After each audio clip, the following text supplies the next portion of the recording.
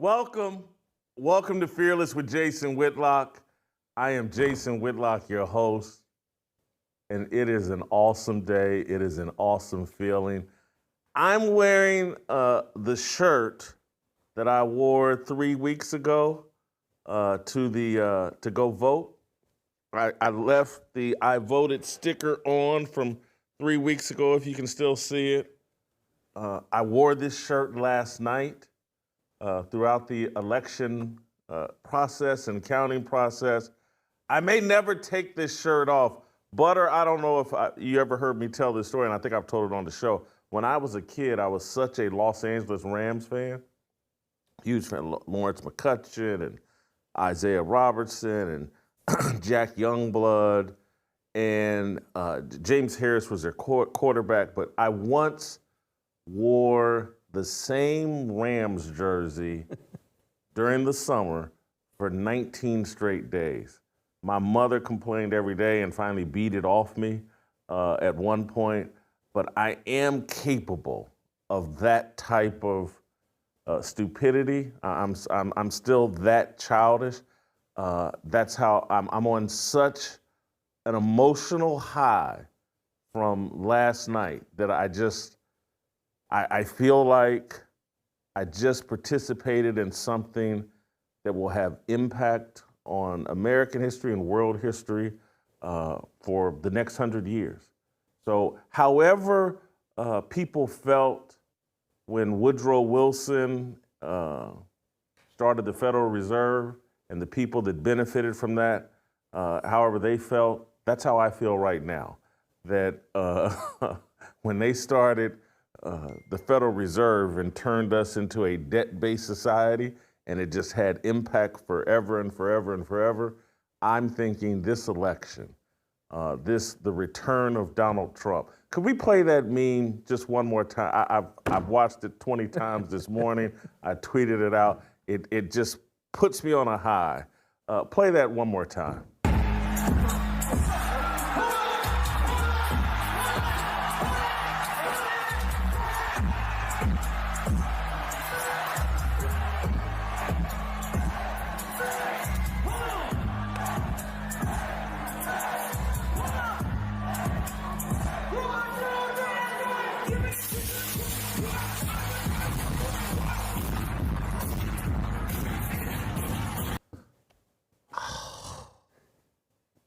I was not nervous.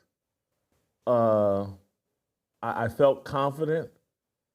We got the mandate. Now, I will say this. I was hoping New Jersey, New Hampshire, I was hoping, that we'd get to around 350, 360 electoral college votes, but we got to, I think, to 312. We totally destroyed. Mrs. Vice President Kamala Harris, tear down that blue wall. That's what happened. The blue wall fell, and it's like the Berlin Wall fell. Trump took everything. Michigan, Wisconsin, Pennsylvania. Did I get the blue wall right? Isn't it? Is that right? Michigan, Wisconsin, and Pennsylvania. I know it's Wisconsin and Pennsylvania. Maybe I'm Georgia. wrong. Georgia's not part of the blue wall, but it's up north. But yeah, we got Georgia, we got North Carolina. I feel sorry for all. How did you watch? How did you experience election night? Did you watch corporate TV? Did you watch? In and out of both. I primarily paid attention to the internet. Rich Barris, the election wizard, just following everything over social media. I did jump back and forth just so I could see what the crazy leftists were saying in corporate media. But this is a clear example, like, hey man, you have to exit legacy TV. They were at least an hour behind. Georgia and North Carolina fell. Everybody on the internet knew it and was talking about it. And CNN, MSNBC, and Fox News all pretending like Georgia and North Carolina were still up for grabs. And so there seemed to be this gimmick last night of, well, we're going to make everyone feel like it was a close election, that it wasn't decided until 5 a.m. And No, man, this thing, it was so clear by 11, I think, our time, or I would have to go back and look when these guys first started calling Georgia and North Carolina, that like, you can see like, hey man, the way the direction the wind is blowing, at least talk about the fact like, oh boy, it's gonna be very hard for her to overcome this, but they didn't do it. And so you were living in an alternate universe if you were relying on CNN, MSNBC, and Fox News. You had to be connected to the internet. If you weren't watching Blaze TV and the people on YouTube and things like that, you just were out of the loop and you were uninformed. You didn't know what was going on.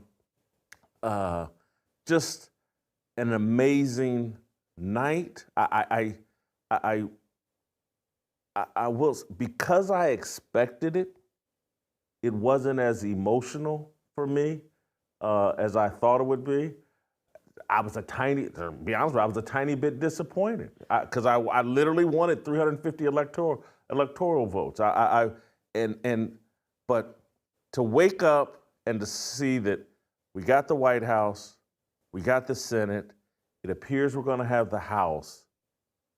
We're out of excuses. We can actually, Donald Trump and conservatives, alleged conservatives, can actually do what they say they want to do, and we can restore sanity. This is, the way Democrats love to talk about January 6th, I'm going to be talking about November 5th.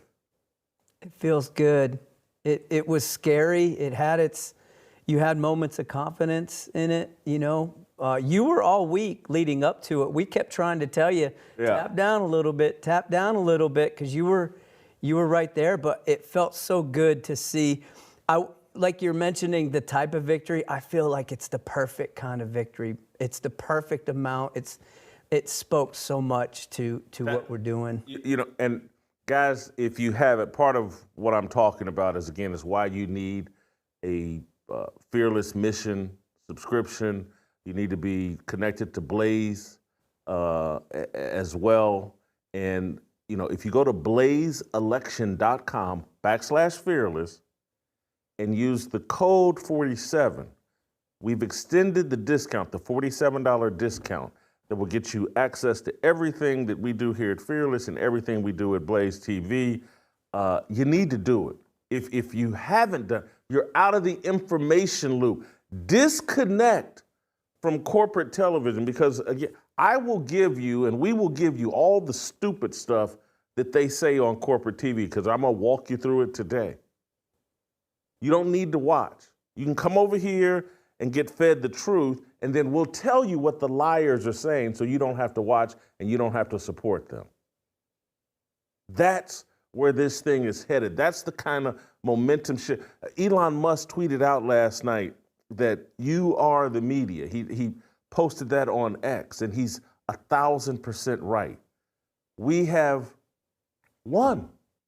And now we need to know how to act in victory. We're going to do some gloating today. And we're going to celebrate this. We're going to gloat. We're going to make fun of them. We're going to enjoy this. I wish I should have told Tiffany to get us some champagne bottles to pop this morning.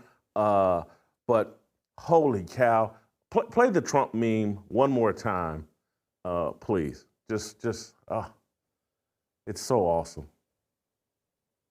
Trump meme, the one we've been playing, play it again.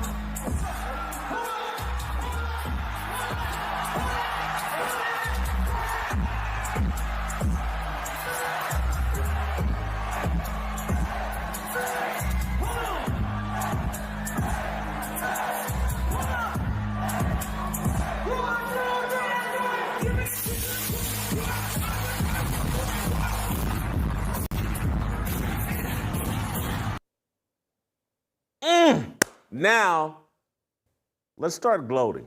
But before I do, I want to start gloating, but let me push the button on gloating. Let me push it. Man, I'm so excited. I'm disheveled. My mind is just going at 1,000 miles per hour. Let's start here. Let's start here with some substance before I start making fun of people. No pain, no gain. That's a catchphrase, an idiom that we talk about in sports all the time. And football coaches, basketball coaches, they all talk about that no pain, no gain. That if you don't go through some things, if you don't go through two-a-day practices, and I know they don't even do that anymore, because we've tried to eliminate resistance, we've tried to eliminate pain. But without pain, there is no gain. And we needed to experience the last 4 years so that we could have the gain that we have right now. The best thing that happened to us and to America is that they hijacked and stole the 2020 election. If Donald Trump had won re-election in 2020, we would not be in position to experience the kind of gains and the level of gains that we are now. And these people are heroic, those of you that have family members or friends or know people that are political prisoners right now because of January 6th, these men and women are our heroes. These men and women were the pain and have suffered the pain that we needed to have this gain. The biggest heroes, this is Paul Revere, this is Crispus Attucks, this is our greatest heroes in this mental and cultural revolution that we needed to go through. There's the other side's going to call them insurrectionists. They are heroes. The ones that have been sitting in prison unfairly as political prisoners for years. They're heroes. That hopefully, come January 7th, or I don't know which day Trump gets inaugurated, maybe it's in February, I can't remember. He's going to release these heroes, and we need to be prepared to welcome them home and support them and help them reinstitute themselves back into American society and make sure they're good. But without their pain and suffering, and without the pain and suffering we went through the last 4 years, we wouldn't be in position to make America great again. The coaches, everybody understands this. Anytime, those of us trying to lose weight, we know that every time we work out and exercise and push ourselves and go through that pain, that's what benefits us. That's what allows us to gain muscle and to improve ourselves. All of the unfair, Steve Bannon having to sit in jail for 3 or 4 months, that pain, that suffering, Roger Stone, that pain, that suffering, the lawfare practiced against Donald Trump, everybody trying to put him in prison, that is what has allowed us to move forward and be in position to do exactly what we need to do. It's exactly what needed to happen in order for a lot of white men, black men, Hispanic men to say, hey, you can call me whatever you want, but I'm going to stand up for male leadership. I'm going to stand against these evil people that are trying to sexualize kids, that are forcing this transgenderism down kids. I'm going to stand up to the people that have made abortion the center of their entire political movement. Without the pain of the last 4 years, we wouldn't be where we are today. And so we owe the people that suffered, and we all have suffered to some degree, and all of us, and I don't want to, none of us want to consider ourselves victims, because we're not. we deserve the suffering that we went through because we've been so irresponsible that the left has been in position to do what they were doing because we were cowards.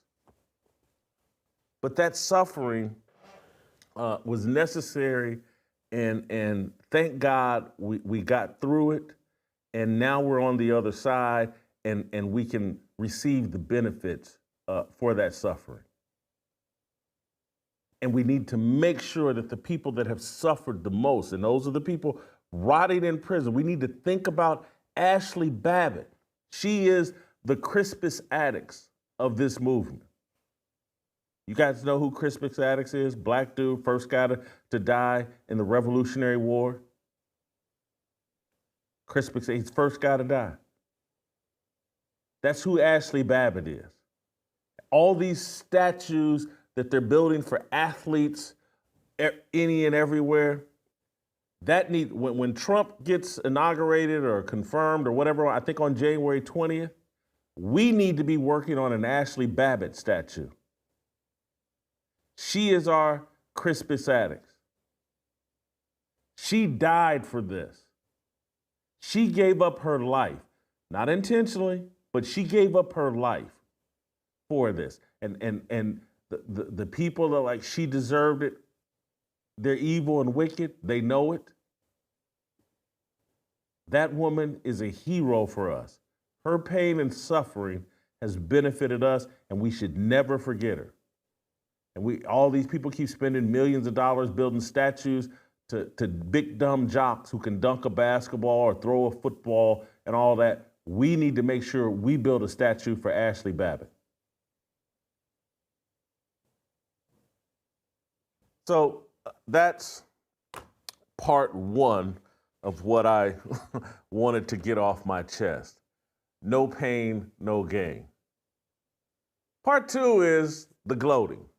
And that's where Night comes in, and Donald Trump. And he gets to wag a finger and mock all the people that gave up Donald Trump for dead. Night. You guys lost. He put you to bed. He survived. I want to read an excerpt from a Politico story about Donald Trump and about what this victory means. And I want to give the author, I think maybe his name is John Harris, I want to give him credit because he's the first, so far that I've seen, the first leftist, the first Trump derangement syndrome person who has written a pretty authentic article backpedaling and acknowledging his stupidity as it relates to reading the political landscape, reading the American people. I have to give this man credit. You should go read the story. Trump has humiliated his foes. And he goes on to talk about like, man, this is a bad look for leftists in the Democrat Party and for the people that wrote off Donald Trump and for the people who didn't recognize and realize what Trump truly represented. This isn't a political thing. This is a movement. He's not some flash in the pan political deal. He represents an entire movement, and he's going to define the last 12 years of America from 2015 to when he leaves office in 2029 or 2028. I can't do the math. I write, I don't do math well. So he's going to define a 12-year stretch of American politics, even the 4 years he was out. It was all defined by Donald Trump. And that 12-year reign, I'm telling you, is going to define, I hope and believe, the next 50 to 100 years of American politics and American history. If we play this right, J.D. Vance will follow behind Donald Trump. And he'll pass the baton to Donald Trump. And J.D. Vance may pass the baton to Tulsi Gabbard. And again, I think because, and I'm going to get into it here in a second, these leftists, these nut jobs, they're not pivoting. They're doubling down right now. We'll see what their paymasters and puppet masters and, you know, the people that control television and Hollywood and the Federal Reserve, we'll see what marching orders they give them moving forward. But so far, they're not pivoting. But anyway, I want to read one guy who is pivoting. This is Jonathan Harris. He's the, I think, founding editor of Politico, a left-wing online political magazine or daily newspaper. Here's an excerpt. That Trump represents a movement rather than a flukish convergence of circumstances is what politicians as astute as former Senate Majority Leader Mitch McConnell missed about Donald Trump. And then he goes on to quote McConnell talking about Trump in the aftermath of January 6, 2021. McConnell said, he put a gun to his head and pulled the trigger. He's talking about Donald Trump. He's saying Trump killed himself. And John Harris references that, you know, his colleagues wrote this book where this quote appeared. His colleagues are Jonathan Martin and Alexander Burns. They made plain that McConnell thought Trump was done and that the establishment Republicans, like McConnell, did not need to do anything more to facilitate the process. And then they quote McConnell again, the Democrats are going to take care of the son of a bitch for us. Well, no, the article continues to say, McConnell will hear no taunting from me.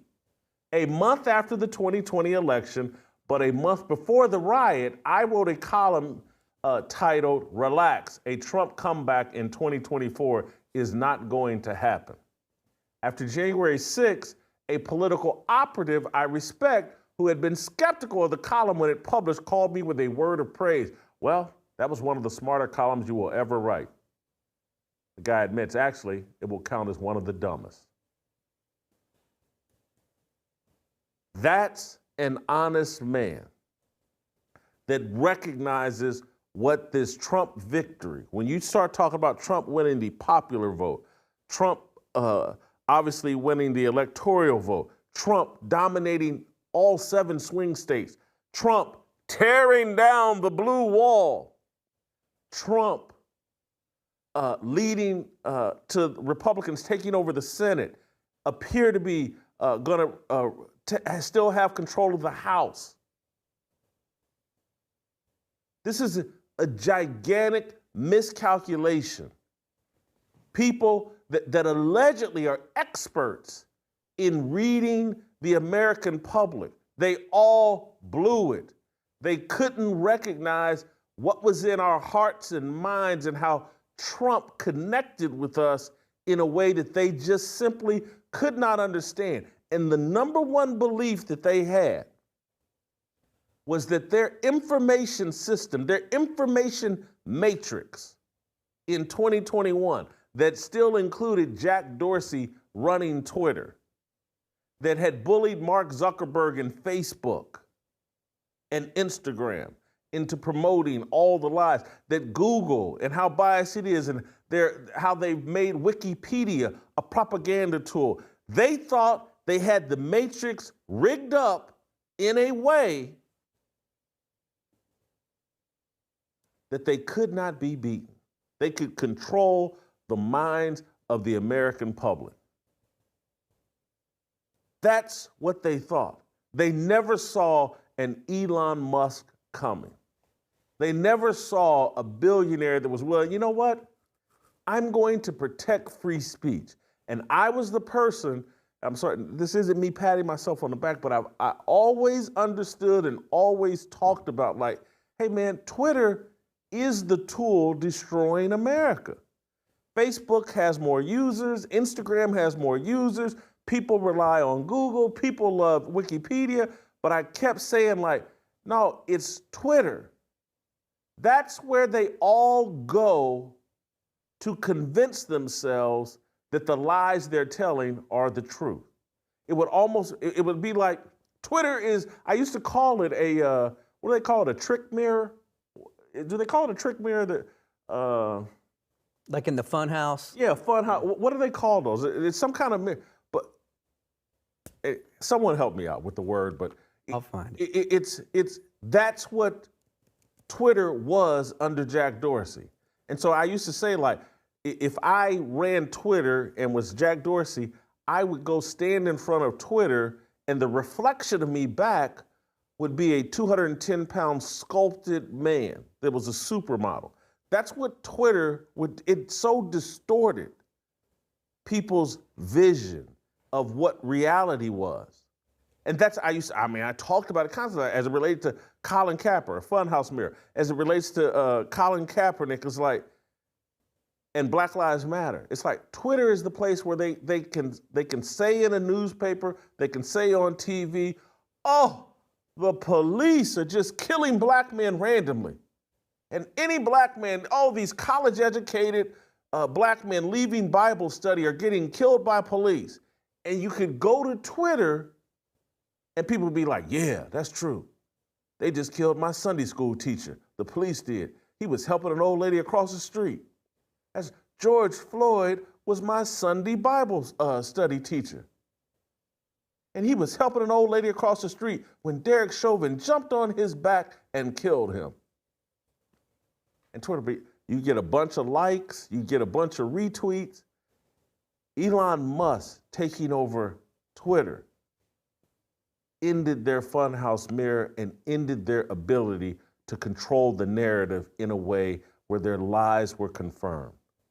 And now Trump has put together this team of Avengers, this team of, this super team, something, in my lifetime, you tell me if you've ever seen what Trump has put together. I haven't. This is where a lot of my confidence comes from in terms of like, man, Trump and Elon Musk and Vivek Ramaswamy and J.D. Vance and Tulsi Gabbard and RFK Jr. This is our dream team. This is our team of Avengers that have gathered up these superpowers. Like people, like RFK having any influence over our America's approach to health. What a dramatic improvement. There's talk of RFK Jr. Banning Big Pharma from advertising on television.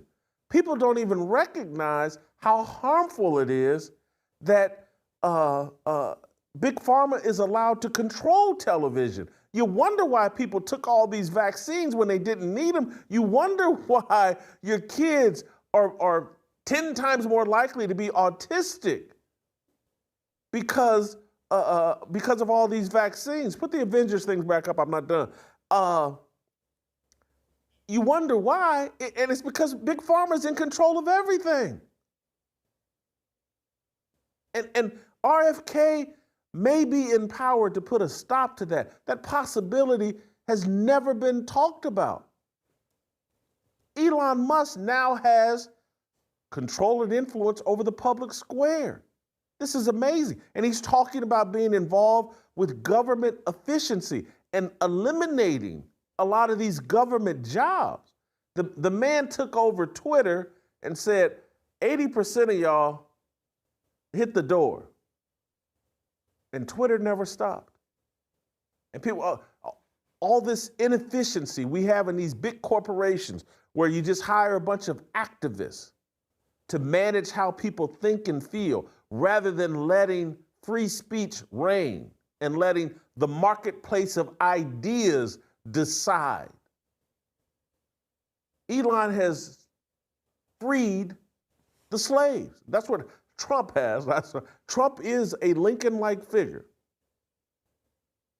And he's put together, again, if you understand Abraham Lincoln, he's put together a team of rivals. Vivek Ramaswamy ran for president. RFK Jr. was running for president, trying to run as a Democrat. Tulsi Gabbard, former Democrat. Elon Musk, former Democrat. He's put together a team of rivals like Lincoln. That should be a warning to us that this ain't over. They are still trying to kill Donald Trump. And when Lincoln got his second term, it wasn't long afterwards that they killed Lincoln. This is not over. But holy cow, look at the team he's put together. This is amazing. And this is why I'm so optimistic. And this is Vivek Ramaswamy. Who's got a better mouthpiece than Vivek Ramaswamy? Maybe J.D. Vance. That's the only J.D. Vance and Vivek Swamy, if they ever got in a debate, holy cow. It would be a great tennis match. Chris Everett and Martina Navratilova just knocking it back and forth. It would be awesome. But this is the team. JD's not pictured there, but he should be, or he's certainly a part of this. This guy was calling Trump a fraud and maybe Adolf Hitler in 2015 and 16. The man has put together a team of rivals, turned them into the Avengers, and we get to receive the blessings. And that's why I go back to no pain, no gain. It was the pain and suffering that brought these people together, that made the scales come off their eyes and rally around each other. This is amazing. What an amazing time to be alive. What an amazing day we have today. We got to be so thankful to God. He's taken a very flawed man. I got a text from a guy who I don't think is an honest broker, but he asked me some question about, and this seems so obvious, but he asked me a question about, I just don't see how as a Christian man you can support someone who is so obviously doesn't comport and act in a way consistent with Jesus Christ. And I can't, again, I'm not sure, I don't think this person's honest, because it's such a stupid question to me. It's been answered 1,000,000 times. How?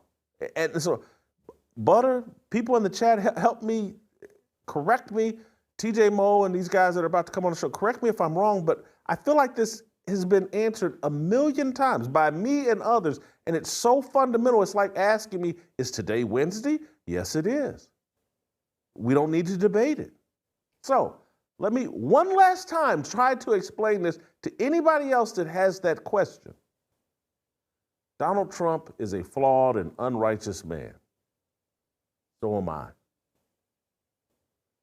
Kamala Harris is a flawed and unrighteous woman. So am I. I'm not making a choice between, this person or that person acts like Jesus Christ. This person or that person is closer to Jesus Christ. We're all fallen. I'm making a choice, and people that supported Trump made a choice to support which person has policies most in alignment with Jesus Christ. That's it. It's a policy choice. If you sit around and try to evaluate people, who's more righteous, you're going to be fooled. Didn't Barack Obama look very, very righteous? Did Barack Obama usher in same-sex marriage, an abomination to God and Jesus Christ and everything that is biblically sound?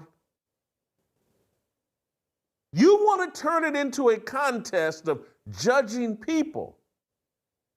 I think that's a foolish endeavor. Judge policies. What are they going to try to influence the American culture to do? And I think Kamala Harris is going to try to influence American culture to have more abortions. She wants more babies murdered than Donald Trump.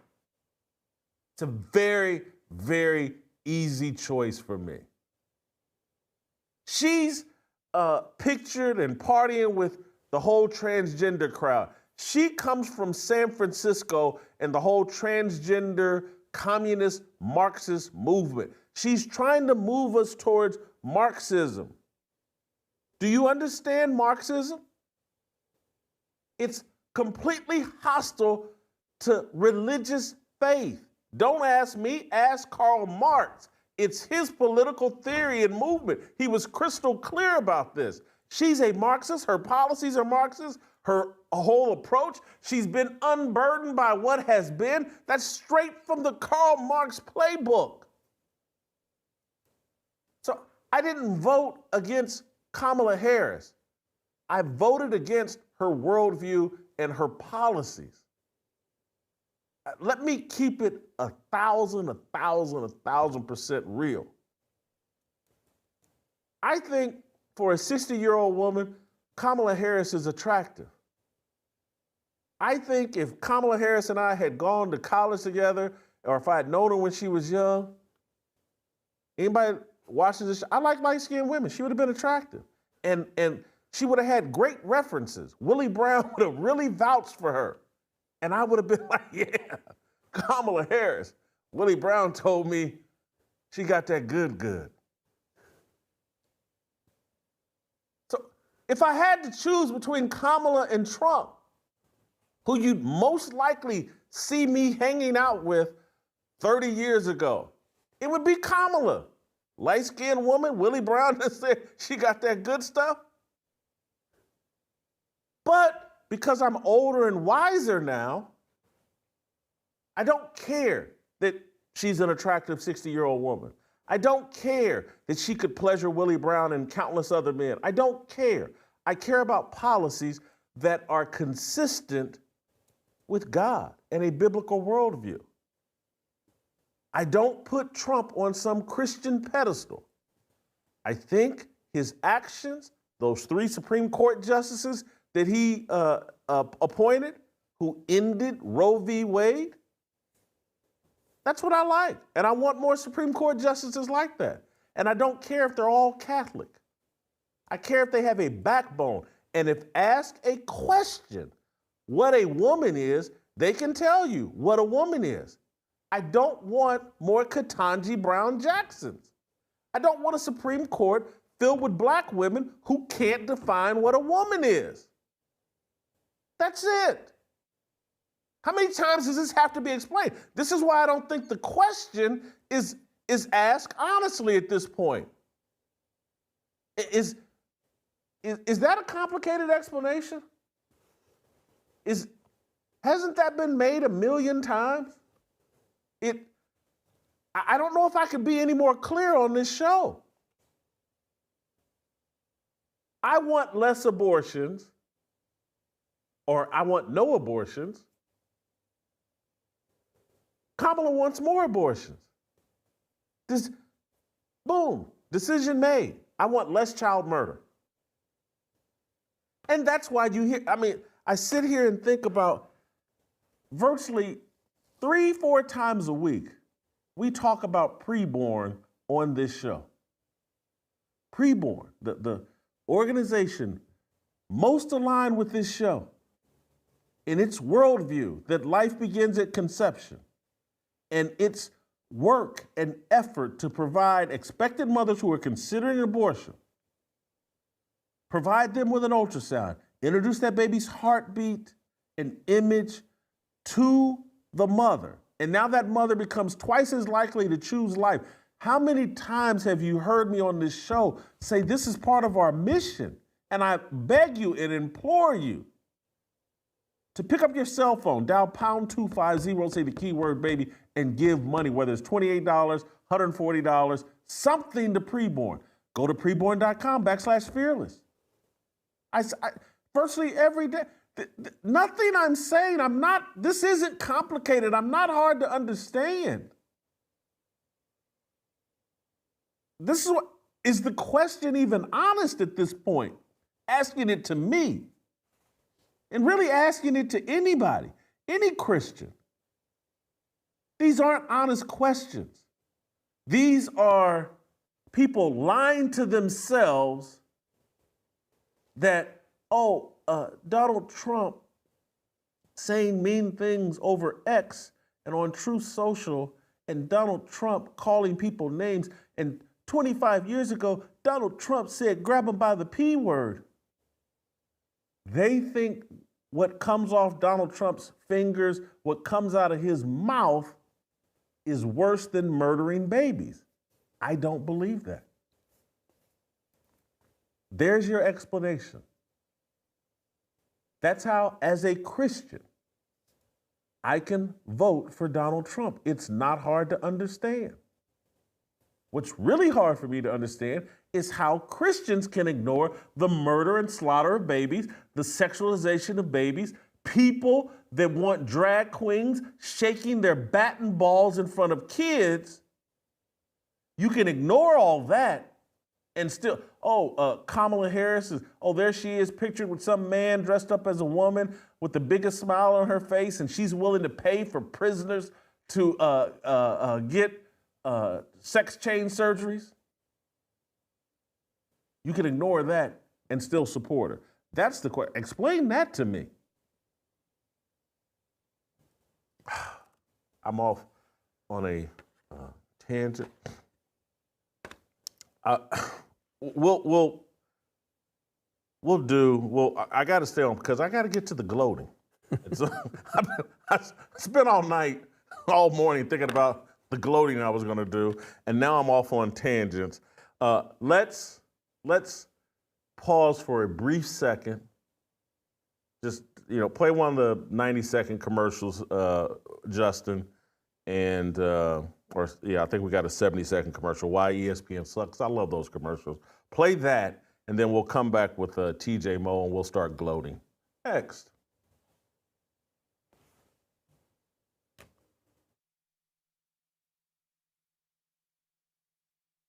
So you asked, are there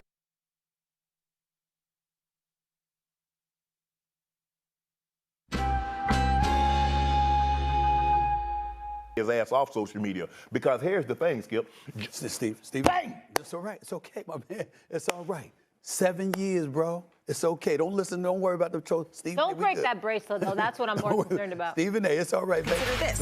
Tyrese Halliburton will be playing in his first ever winner-take-all Game 7. Can the Pacers gut out what they haven't this series? A win in MSG. Well, if this man is in the building, dressed with the cool cream, we are counting you down to tip off on ABC.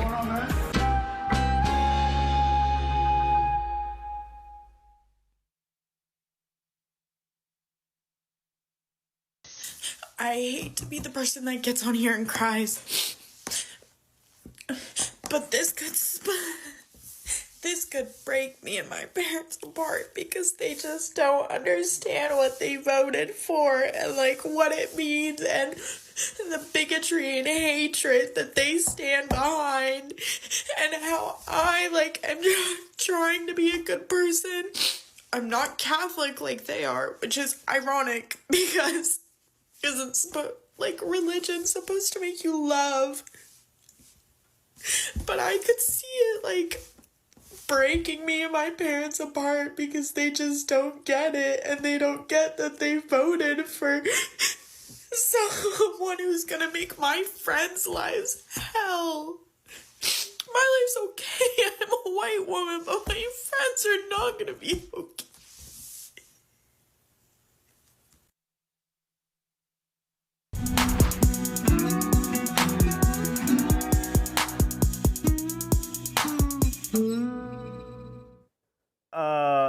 Welcome in TJ Moe to the gloating session.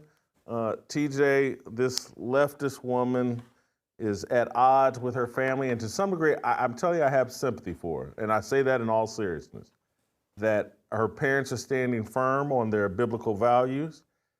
She's rejecting those, and that's tough for her parents and for her. I think Trump has been, and this whole political movement has been very tough for families and friends. It's ended friendships. It's put distance between family members. But I'm optimistic that once the emotion kind of wanes down, that on the other side of this, people are going to come together. I think 4 years from now, Trump is going to be far less polarizing than he is today. What say you? I 100% agree. I disagree that I feel bad for that girl. I don't even know if I call her a woman. I don't feel bad for her at all. It's all self-inflicted. Every ounce. Do you know any Trump supporters who have ended friendships or negatively treated Biden voters or Kamala voters? I don't know a single one. I don't know one. It's all ended from the other side. All of the hate, and you're Hold destroying. for 1 second, though. Yeah. Hold for 1 second. Is that 100% true? In terms of ended, no. But I will say this. As things have progressed, my patience with the Kamala Democrat supporters has worn thin. And it comes as I've watched that party become the abortion party, and abortion being the center of their entire platform. I've been, what's that Homer Simpson meme where you kind of disappear into the bushes? Yeah. I'm just keeping it real. It's like, hey man, these people are demonic. I'm not as comfortable if they can't see that they have a political organization that's built on child sacrifice.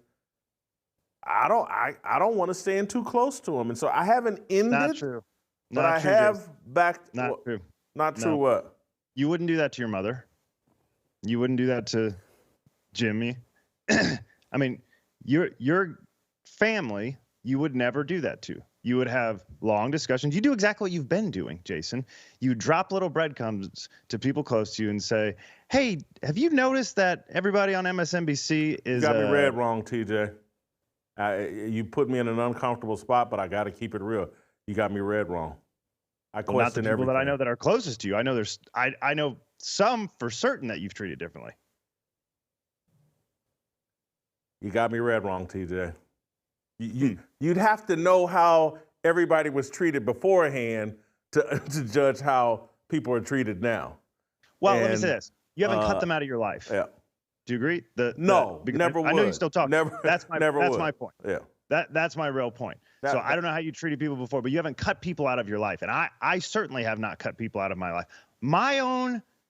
Somebody close in my family voted for Joe Biden. And I just spent the next 4 years trying to convince that person that's crazy we're Christians. And then that person turned around and voted for Donald Trump.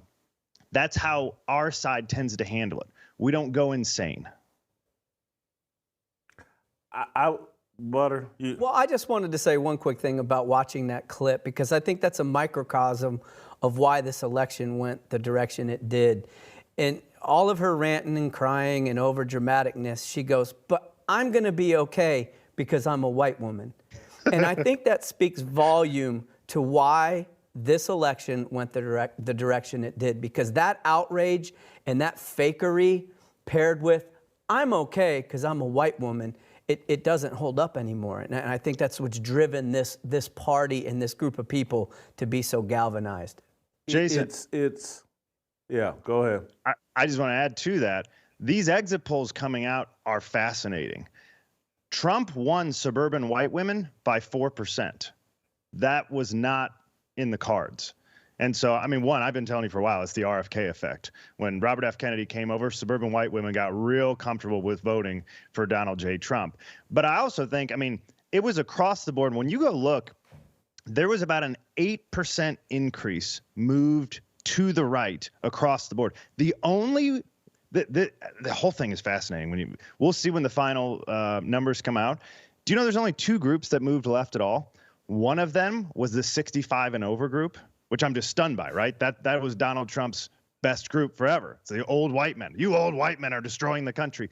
They actually moved left, okay? Them and white college-educated women. That's the only groups that moved left. Literally every other person, whites overall, men overall, the 45 to 64 group, white college men moved slightly to the right, females overall moved to the right, Hispanics, Asians, blacks, everybody moved to the right. And so That's where I'm going. The whole country's coming with us. This girl still sitting over here, camping out by herself. I don't feel bad. I do, just because I'm just telling. No, I'm saying this in all seriousness. This political reorganization has been hard on families. It's been hard on families, and I got you. You placed me in a slightly tough spot where, and I just got to be honest. But I don't want the things that I say about abortion and child sacrifice. Not hyperbole.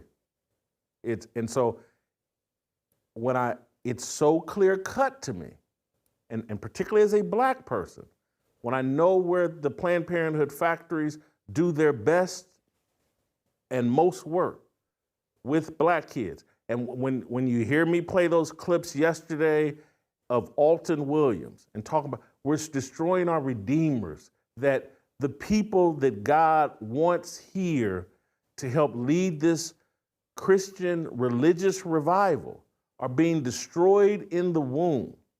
And there's a political party committed to that. And then you have to, it's so obvious.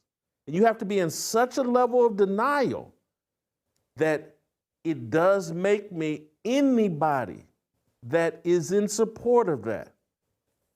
I'm looking at them with a side eye. And then when you start talking about people that watch me and watch my show and listen, it's just like the person that texted me this morning that I know for either used to or still does watch the show or whatever. And I'm just like, what am I leaving out of the explanation that you're still confused about why I would support Donald Trump? And it's a common sense. And particularly for those that claim the cross, that claim Jesus Christ, this is not a mystery. This is just common sense. It's 2 + 2 is 4. Today is Wednesday. You're murdering children in the womb. Your political party has made that the crux of their entire organization. It makes me, again, because Jesus came with a sword. And this whole kumbaya Christianity that these truths are going to bring everybody together, it doesn't do that. He's setting mother against daughter, father against son. It's all right there in the Bible. And I fear God more than father, earthly mother, earthly sister, brother, whomever. And so I just, it's tough for me, and I'm sympathetic towards this woman. Now, this woman here, I don't know if I have as much sympathy. I want to play SOT number 12. I just, these women are melting down. She's not complaining about family. She's just complaining about Trump. Let's play SOT number 12. Knowing that I woke up, bitch, it's not about a fucking bug. Fuck that shit right now. Knowing that I went to bed, that fucking man was ahead a little bit, but waking up to this man, literally, you're 4 points of fucking weight. Not only shows me how racist, which, hello, wake up, you black, you're aware of that. It not only shows me how racist this country is, misogynistic, y'all. We're at the point where I'm convinced y'all do not want to get ahead. Y'all had y'all glory fucking days in the back. Y'all hate to see a black, a Latino, anybody that's in LGBTQ+, a woman, being happy doing shit on her fucking own. Cause to wake up and seeing it being that close, and I'm seeing comments where people are like, I'm in another country, I don't know how this is happening. Wake up! This is fucking America, and this is sad, and every fucking body, any person that I still follow that has voted for him, I'm not even going to say what my thoughts is, but trust I will be acting on my thoughts. And I know I might lose some brand deals for what I'm about to say. But every black person that I've ever seen that said, I'm for Trump in this current state, every Latino, every non-white male, let's keep it what it is. That is scary. And it's she's been programmed. She's been convinced by the Matrix. You know, she's on TikTok or one of these social media apps. She's got Trump derangement. She's got every derangement possible. Angel Reese is right there with her. I don't know if, and I was gonna, I need to save this for Steve Kim, but it just reminds me of, you know, there's a group of young black women that are right there with her. I'm so disappointed in America. This is Angel Reese. Some of you just couldn't selfishly put your pride aside, huh? I don't know. Your thoughts about this matriarchal woman that an LGBTQ supporter that just thinks we're going back to slavery with Trump in office, or, you know, it's all racism, racism, racism. She's mirroring what corporate media said last night, and I can't wait to start playing these clips. But anyway, your thoughts, TJ. I don't think she totally was. Well, she may have been doing what corporate media was doing because they're a little bit confused. They're not doing what they did in 2016 because everybody moved. That's the fascinating thing, where it's like, look, when he was only getting 8% of the black vote, and you know, Latinos were down in the 15% or whatever they were, it was a lot easier to say, you horrible white women, you're victims too. You join the awful white men, you racist white people, you're disgraceful. You saw the end of the video with her just now. She said, some of y'all black people just like it in the back. What she's saying, obviously, is I have to acknowledge that actually the only people that moved in the direction that I wanted were white, college-educated women and super old people. That's it. Everybody else went the other direction. So they're going to have a really hard time spinning this. This is why I think every network that I've seen on MSNBC, CNN, and certainly on Fox, and obviously all over social media, people are calling this a mandate, because when the whole country moves one direction, it is very difficult to just blame the evil white people. And so much so that I don't know if we're getting to this in a moment, but I'd send it to you on Joe Scarborough started calling the Hispanics racist. Well, you know, those Hispanics really don't like the black people. So it's like, when you've got to start turning your gun at everybody, you got real problems. This is how Donald Trump wins. They can't just blame the old white guys anymore. It doesn't work.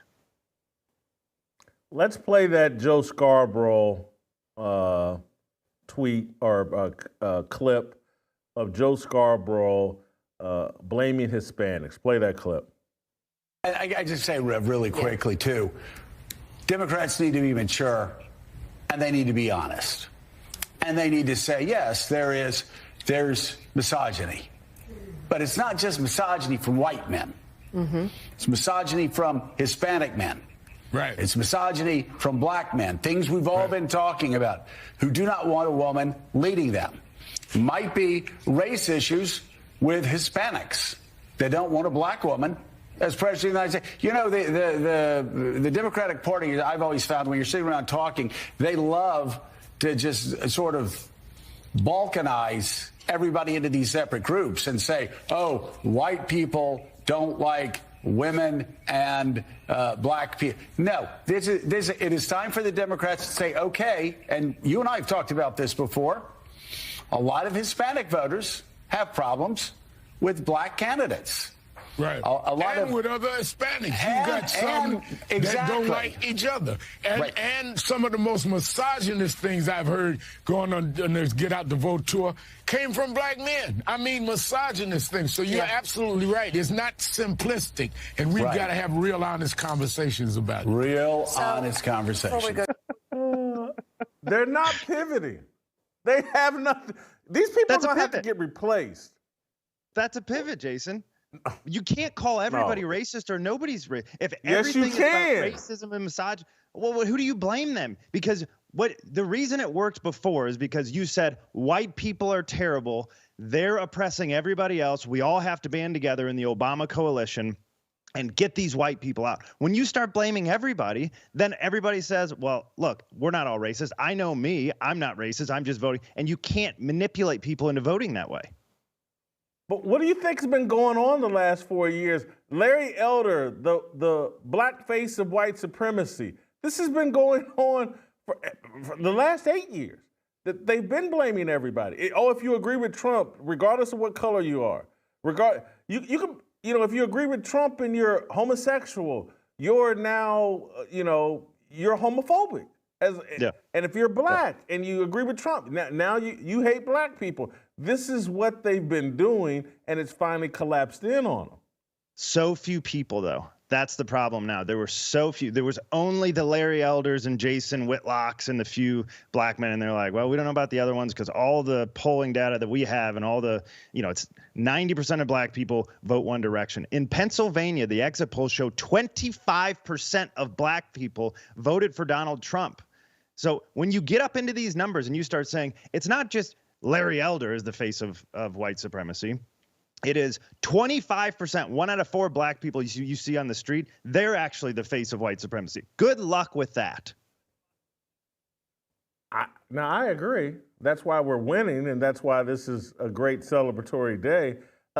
So there is some information already out there that it went as high as 25% with black men? Yes, in Pennsylvania. And so, the other ones that I saw that it's 20% across the map. And so I'm telling you, everybody, what's fascinating too is, who actually saved us here? It was Gen X. It was your generation. Mine failed us, 65 and older failed us, and 18 to 29 failed us. 18 to 29 voted 55% for Harris. 30 to 44 voted 51%. And 65 and older did 50. They won 50 to 49. The only group was 45 to 64, was 53-45 towards Donald Trump. Otherwise, every other group went the wrong direction. What's interesting is that is the group that has been behind the baby boomers who've suffered all the economic impact. And so they're the ones saying, guys, I don't care about all this name calling and all the stuff. I can't afford groceries. When I go in and it costs me $7 for a carton of eggs, I got a problem. And they voted based on that. Yeah, and my generation, if they grew up anything like me, they saw the hard progress that had been won, and they had enough relationships across racial lines that it's just like, hey, man, I just can't do it. And I'll give you an example. I don't even know what to call her or her family, other than I call them my family, but she's probably really my best friend, a woman named Susie May and her entire family back in Kansas City. I've been through so much with them over the last 25, 30 years. And not all of it great. But I've just been through so much, and they're part of my family. I would spend holidays with them. There's nothing Susie May wouldn't do for me or my family. And I can remember years ago when she got involved with Tea Party politics. And at that time, I didn't understand what she was doing, and I didn't agree with it. But because she's family, and because there's one thing I can't question, is that Susie May and her family, they love me. I mean, and my entire family. And so it's like, I can't let this go. This is my best friend, husband, 3 kids, grandkids now. These people all love me. We've done so much together. And so we've been through what families go through. But you can't convince me they're racist. And at that point, it's like, you're calling people that I know I'm talking about there's nothing I couldn't ask Susie May to do, or she doesn't volunteer to do. And I'm because she likes the Tea Party, or because, now she's MAGA, I'm supposed to hate her, or I'm supposed to think she's some sort of racist. I just can't do it. And and I think many people have had that experience, and it's like the next thing, well, hold on, man, you're talking about people close to me, people that I know, people that I've been through things with. Like my mother nearly lost her eye in Las Vegas years ago.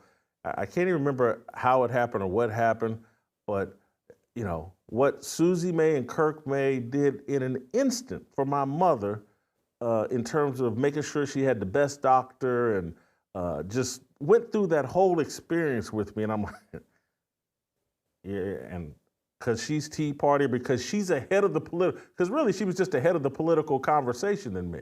And I had to play catch up because, you know, I grew up in a Democrat house and leftist. You know, never, not that I was leftist, but, you know, I didn't fully understand at that point what was going on. But I think that plays a big role. TJ, before I let you go, I want to ask you, there's already an argument that this year's election results are an indication that the 2020 election was rigged and stolen. I think it's a fair argument. You know, I think we'll see where the numbers come down in terms of how many.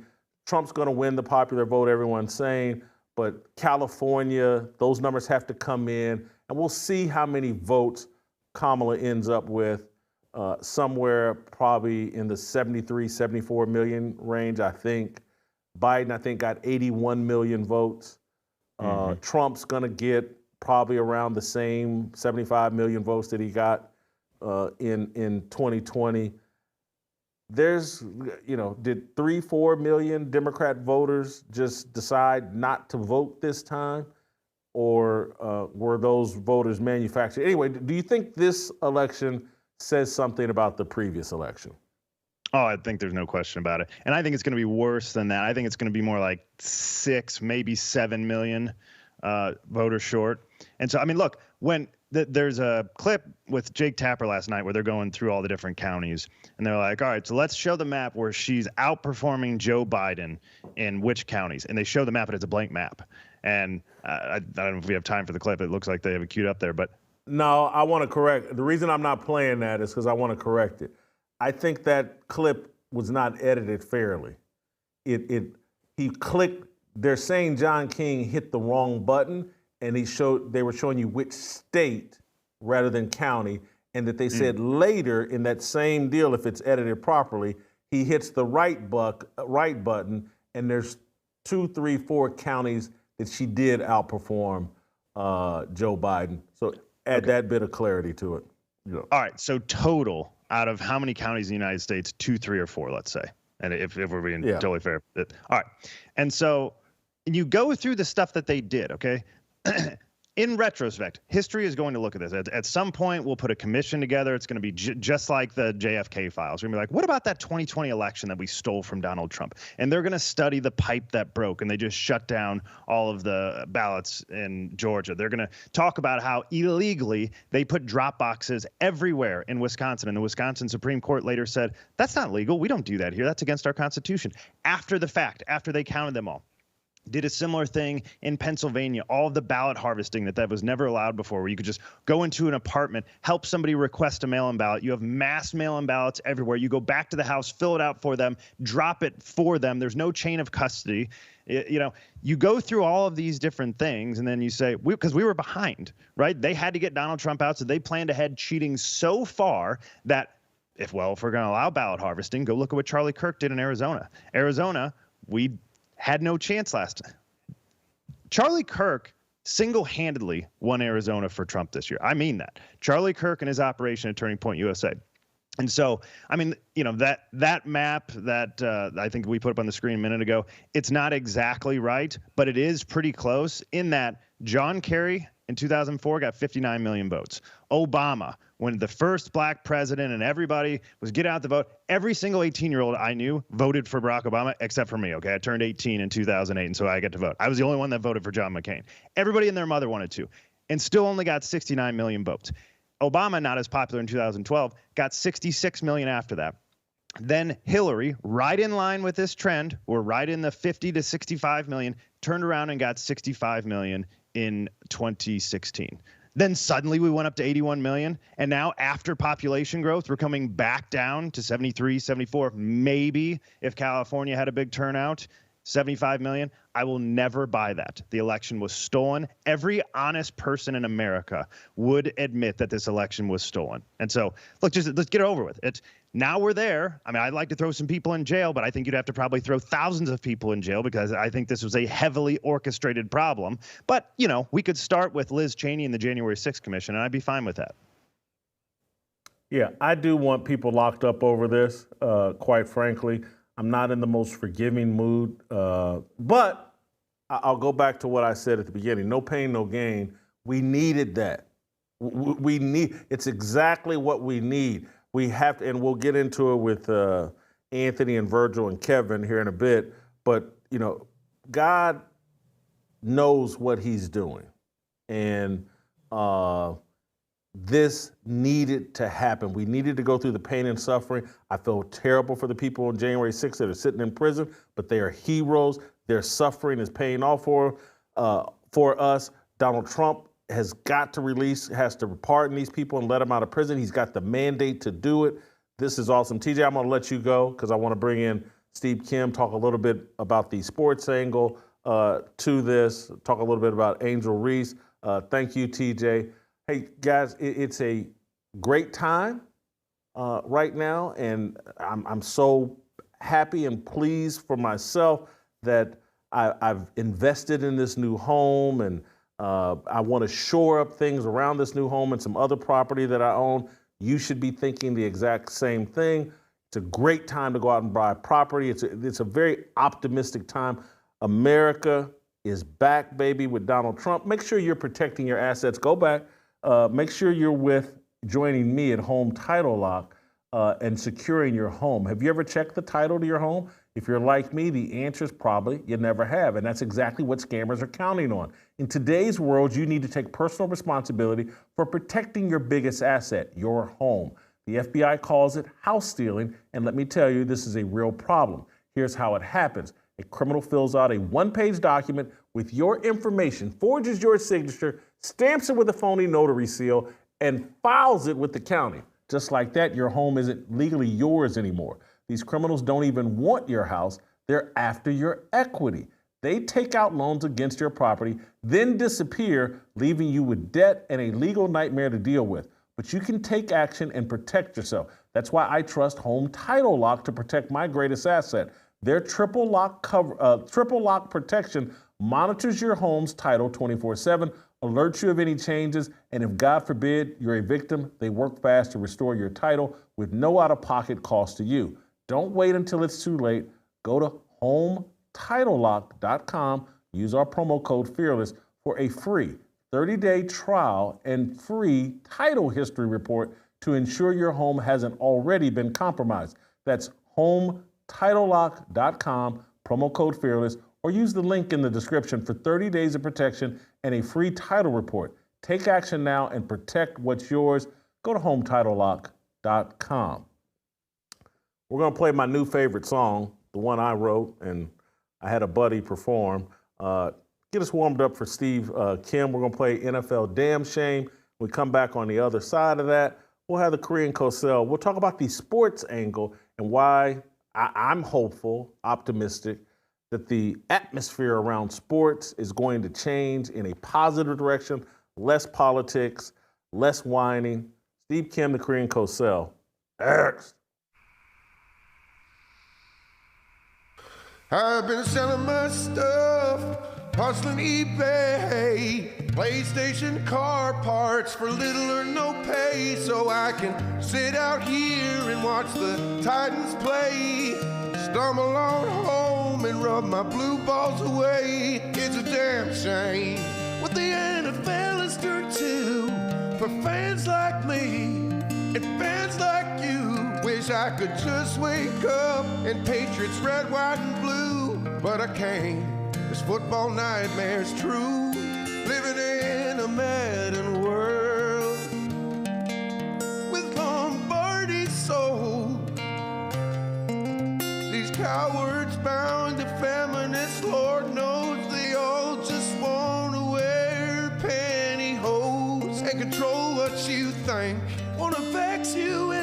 rescue. And they don't think we know that they drink Bud Light too. Cause these players don't hit, might as well have limp wrists. Cause of these cowards bowing down to feminists.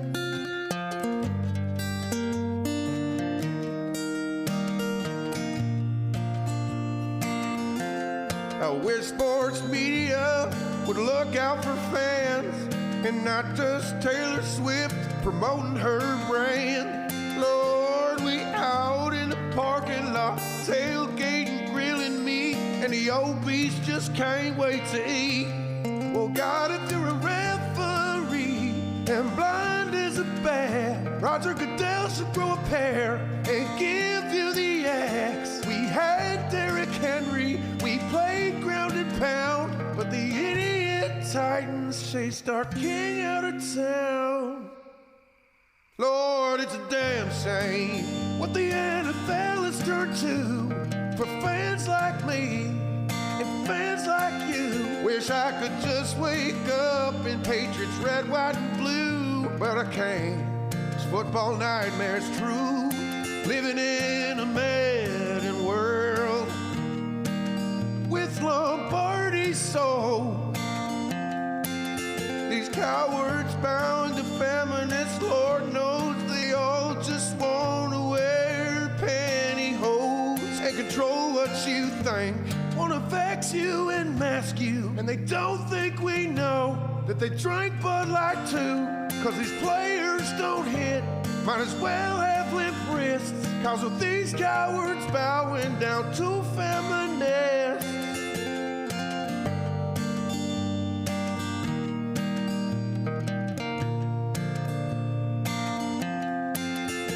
I've been selling my stuff, hustling eBay, PlayStation car parts for little or no pay.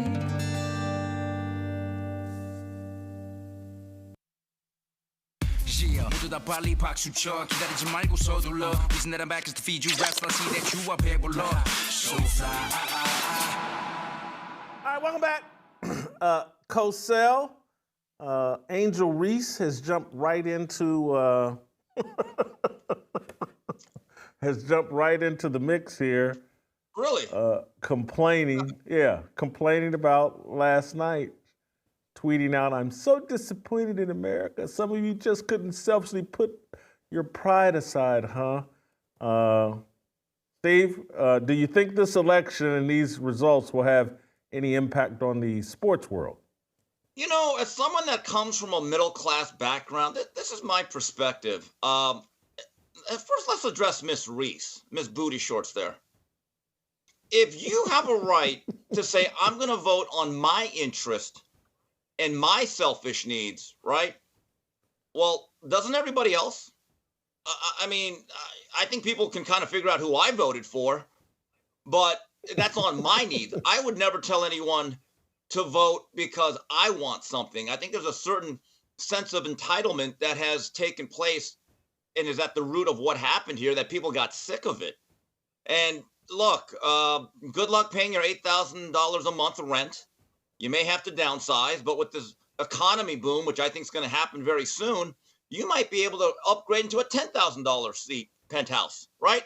But this is what happened last night, in my view, Jason. This was a rebuke of the elite bourgeois, the boule, the mainstream media, that good Americans came together and spoke loudly. We tried to give this 4 years, and we saw the results. And really, Jason, I don't even think it's about the 4 years. I really think this is about the beginning of what happened in 2009 when Barack Hussein Obama, it was the great American experiment in post-racial America. And guess what? It led us down a path of destruction. And I want to give Donald Trump a lot of credit, whether you agree or disagree with him or not. He's not a perfect human being. None of us are. But the resiliency that man showed just in the last 5 months, think about what he has been through. Since the day he said, I am running for president in 2015 or 16, I've never seen anything like it. Again, he has his faults. I'm more than willing to accept them because you know why? He is an incredibly resilient, tough son of a gun. Love everything you just said there, Steve. Thank you. You know, Thank you. I think it's dead on target. Sometimes you're pretty good, man, and that was good stuff. Do you think though? Now let me get you to my question. We've seen Steve Kerr and Greg Popovich and all these, LeBron James, everybody, the anti-Trump movement, the hey, let's get super political. Now that there has been this great rebuke, now that the entire country across the board, including black people, including Hispanic people, everybody's moved towards Trump. It's clear as day, it's indisputable. Do you think that will have impact on the sports world and the Steve Kerrs, the Popovich, the LeBron Jameses of the world?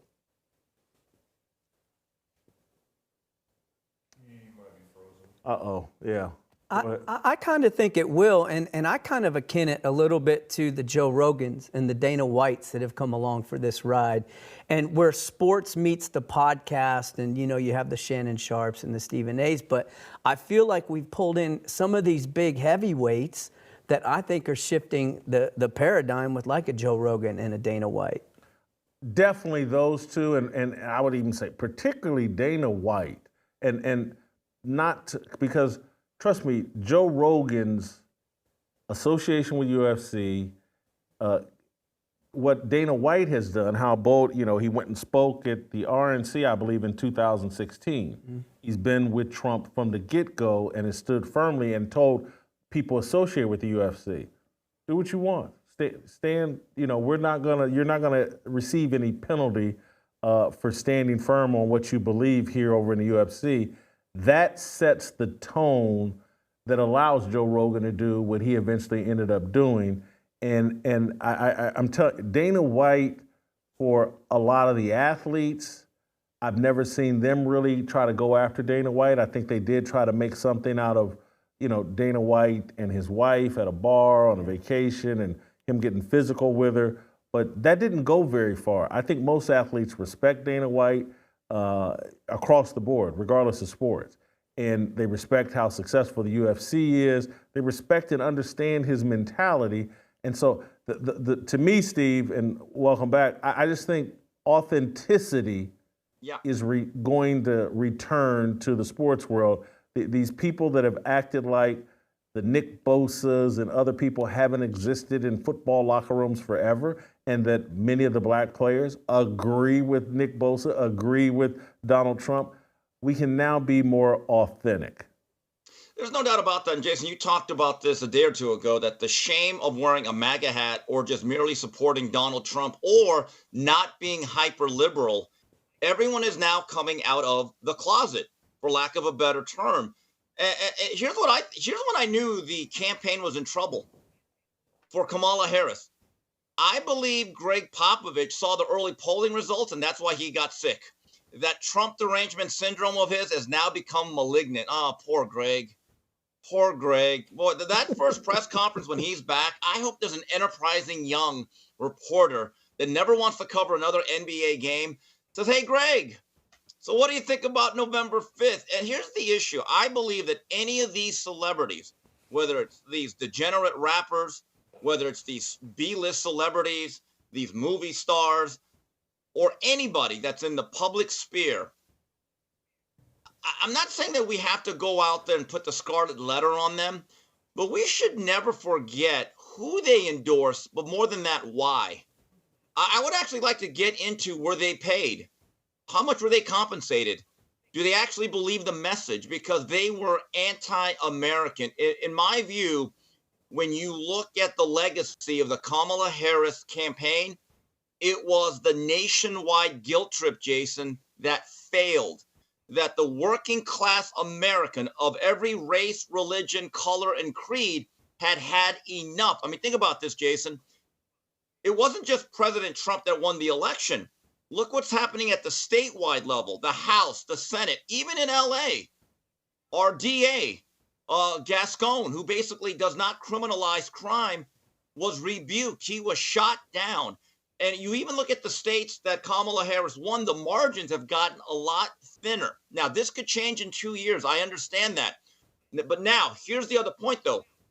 Donald Trump, as much as we are joyous over his victory, it cannot just be a symbolic one. He has a lot of work to do, and put away the rhetoric. We have to come together as a country, and everything he does, the promises he made, we have to be vigilant in making sure that we put his feet to the fire and that he works for this great country of ours.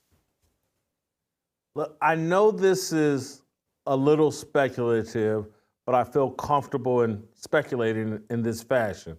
I think a lot of the athletes and rappers at the end of the day are a tiny bit authentic, maybe even more than a tiny bit, in their support of Kamala Harris because of the abortion issue.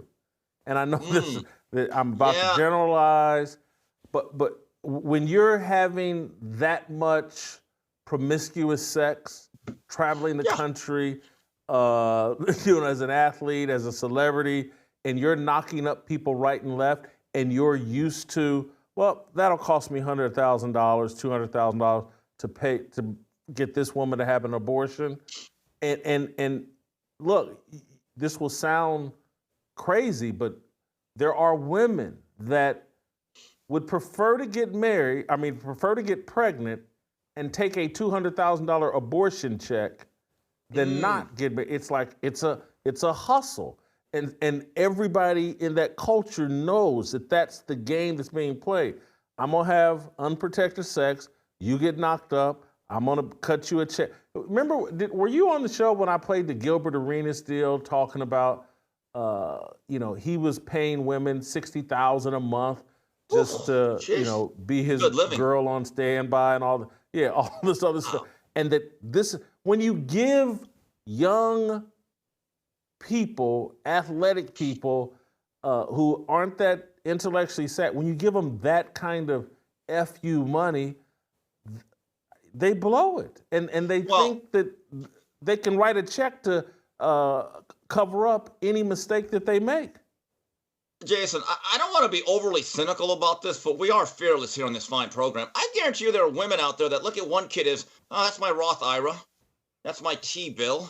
That's my annuity. Annuity, get your ass over here and take out the trash. So I think there is a form of taking care of daycare before it becomes a real care. And let's be honest, a lot of these players are probably raised by single women. And if you look at the percentages, the highest percentage in terms of loyalty towards a Democratic candidate or a party is Black women. I really think the story, to go even further into this, is how a group of Black men came together and had the courage to say, wait a minute, we are not going to be marginalized here. We will not be bullied. And I believe that their message has been amplified, and we need to keep doing it. And I have so much respect for these content creators that on a daily basis do this, and what we do, what you do every day on that front line, saying, well, wait a minute, we don't have to be boxing. And Jason, if you don't mind, I want to take this minute to thank these content creators who every day spread the message and are pro-American. Chaotic Truth Live, Angry Man, Anton Daniels, Jericho Green, Anthony Brian Logan, the Cartier family, good young men. Kingdom Reacts, Tommy Sotomayor, Damani Felder, now there's a soldier. Black Conservative Perspective, Greg Foreman, Chad O. Jackson and his crew, Officer Tatum, the Hood Conservative, Mr. Willis, my good friend, Ock Nation, and a couple of ladies, Pink Book Lesson, and the Pop and Politics crew. And I tell you why I have so much respect for them. Because I know that culturally and racially, the pressure that they are under. But every day they go out there creating content, which is so important and key, helping to recraft not a narrative, but the actual framing of the story, of the American story, the American dream, and telling the truth and telling hard truths on a day-to-day basis. And to do that every single day, because you read some of the comments that they get, it has to wear on them, not only physically, but psychologically. And day-to-day, they have the absolute courage and guts, because all I do is talk about sports. It's not important. I get it. I'm the comics book page of this thing.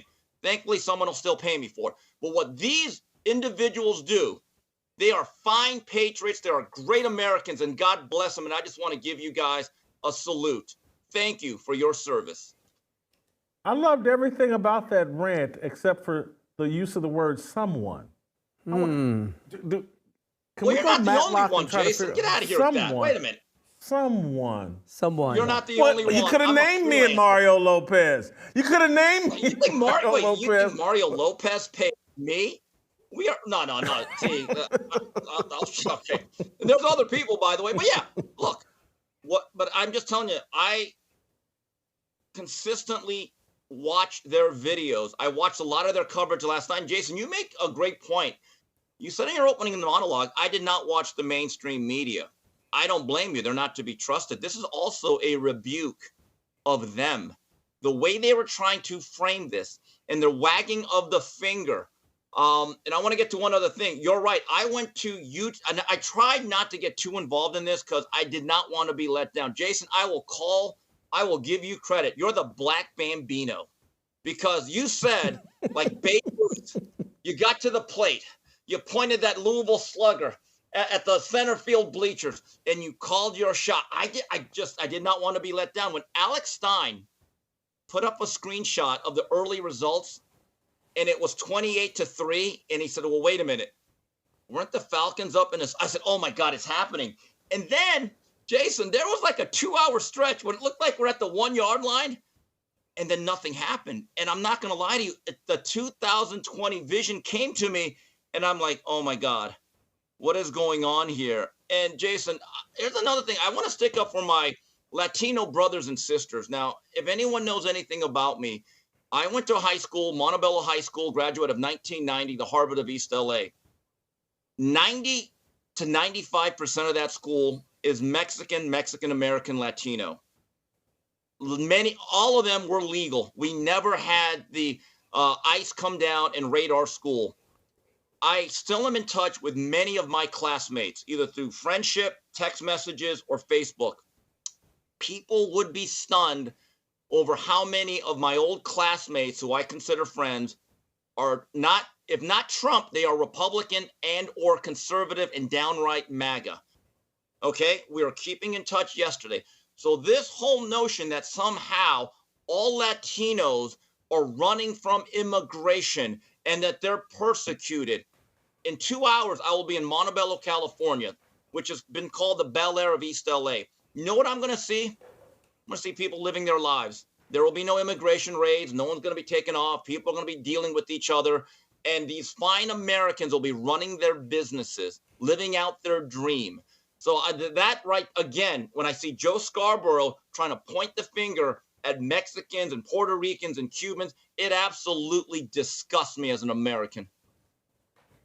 Well, and people are forgetting or just don't understand that, like, the people that immigrated here legally were trying to escape the gang culture, the third world culture, where the entire society is run by criminal organizations out of gangs.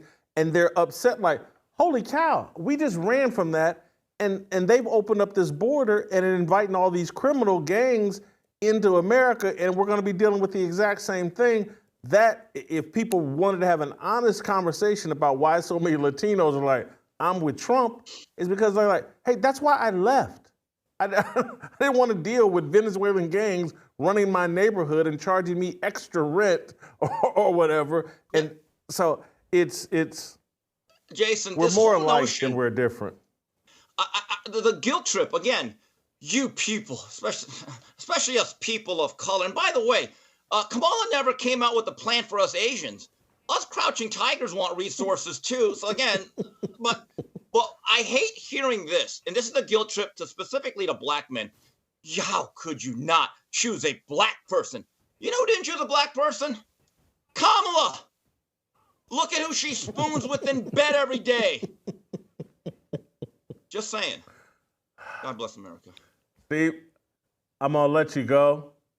Enjoy the rest of your day. November 5th, 2024 should live in infamy, or infamy is probably not the right word, but we should turn it into a national holiday built around Ashley Babbitt, I think. I want an Ashley Babbitt statue. That's my big idea for today. is we need an Ashley Babbitt statue. She gave her life for this revolution that we're going to benefit from, and symbolizes the kind of sacrifice that it takes to make things happen in America. Well, we need to take control of that narrative. Also, we are a sports show. I know last couple of days we've been going heavy on the politics. We have no choice but to celebrate what's going on in the world, and I think it's going to have impact on the sports world. But because happy days are here again, you may have a bit more discretionary income to entertain yourself with on Prize Picks. It's the best place to get real money sports action. With over 10 million members and billions of dollars in awarded winnings, Prize Picks has made daily fantasy sports accessible to all. You just pick more or less on at least 2 players for a shot to win up to 100 times your cash. Run your game all season long on Prize Picks. Prize Picks is the only real money daily fantasy platform with an injury insurance policy. So your lineups stay in play even if one of your players gets injured. If your player leaves in the first half and doesn't return, Prize Picks keeps your lineup live. Prize Picks is the best way to win real money this football season. Which players are going off, which ones aren't. Make your picks in less than 60 seconds. Turn your sports opinions into real money all season long on Prize Picks. Now, let's see what Mama Whitlock's picks are. Mama Whitlock, what's your lineup? Mama Whitlock, what's your lineup? Pick more, pick less. Run your game, you gotta be fearless. Lock it in. Mama Whitlock, what's your lineup? Prize Picks. All right, my mom is a huge football fan and sent over her picks for tomorrow's Thursday night football game. Joe Burrow, Cincinnati quarterback, more than 24 pass completions. I don't know about that one. Chase Brown, less than 57.5 rushing yards, and Lamar Jackson, more than 234 passing yards. Interesting set of picks by my mom there. Download the Prize Picks app today. Use the promo code FEARLESS and get $50 off instantly when you play your first $5 lineup. Prize Picks. Run your game. Okay, the rest of the show, I'm going to bring out Anthony and Virgil and Kevin. We'll talk about the evangelical angle to this election. And, you know, the question I talked about at the very beginning, I'll run by these guys. Shemeka will come on. We'll talk about the chat. And then you don't want to go anywhere because I still haven't done my full gloating. And I got a bunch of clips that I want to show you all and I want to react to and show you how, like, these guys aren't pivoting. I'm going to make fun of them. We're going to gloat and celebrate, but I want to do that after we have a little Tennessee harmony and talk about what the election signifies from an evangelical perspective, after we hear from Shemeka, get her take on the election. This is going to be a long show, but I think you're going to enjoy it. I got to get my gloating in, so don't go anywhere. We'll do a little Tennessee harmony next.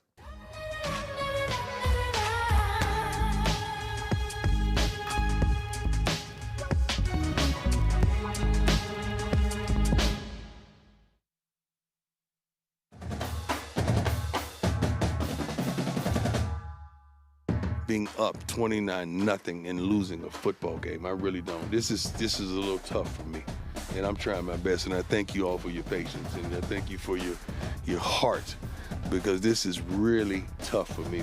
Can you talk about Hank Zelinkas?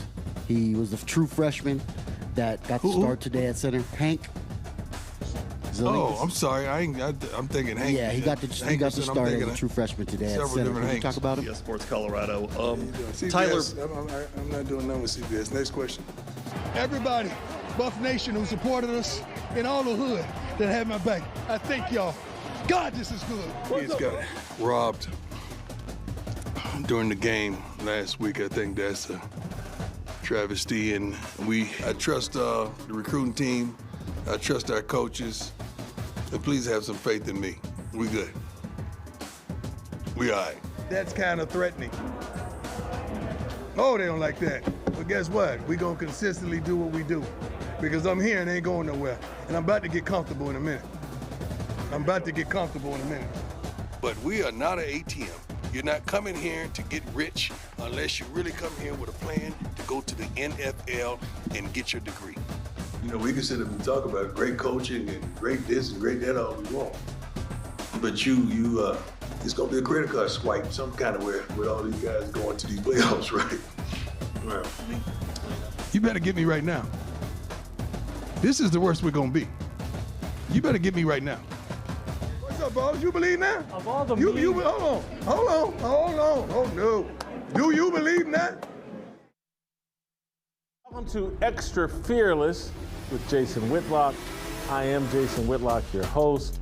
Oh my God, Lyndon Johnson, his thoughts are so disgusting. I can't believe you would engage with him. The celebration for being a slut have never been greater. Why do you choose Taylor Swift, and why do you pick up a role as, let me help my woman undress on stage in front of an audience? When I look at people like Sexy Red or Cardi B that we prop up, now I see that the white community as well is just as fried. It does look to me like he made some eye contact with her and then just decided, nah, let me move on.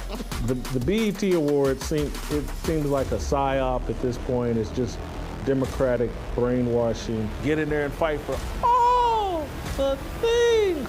I think that's it for you. I'm done.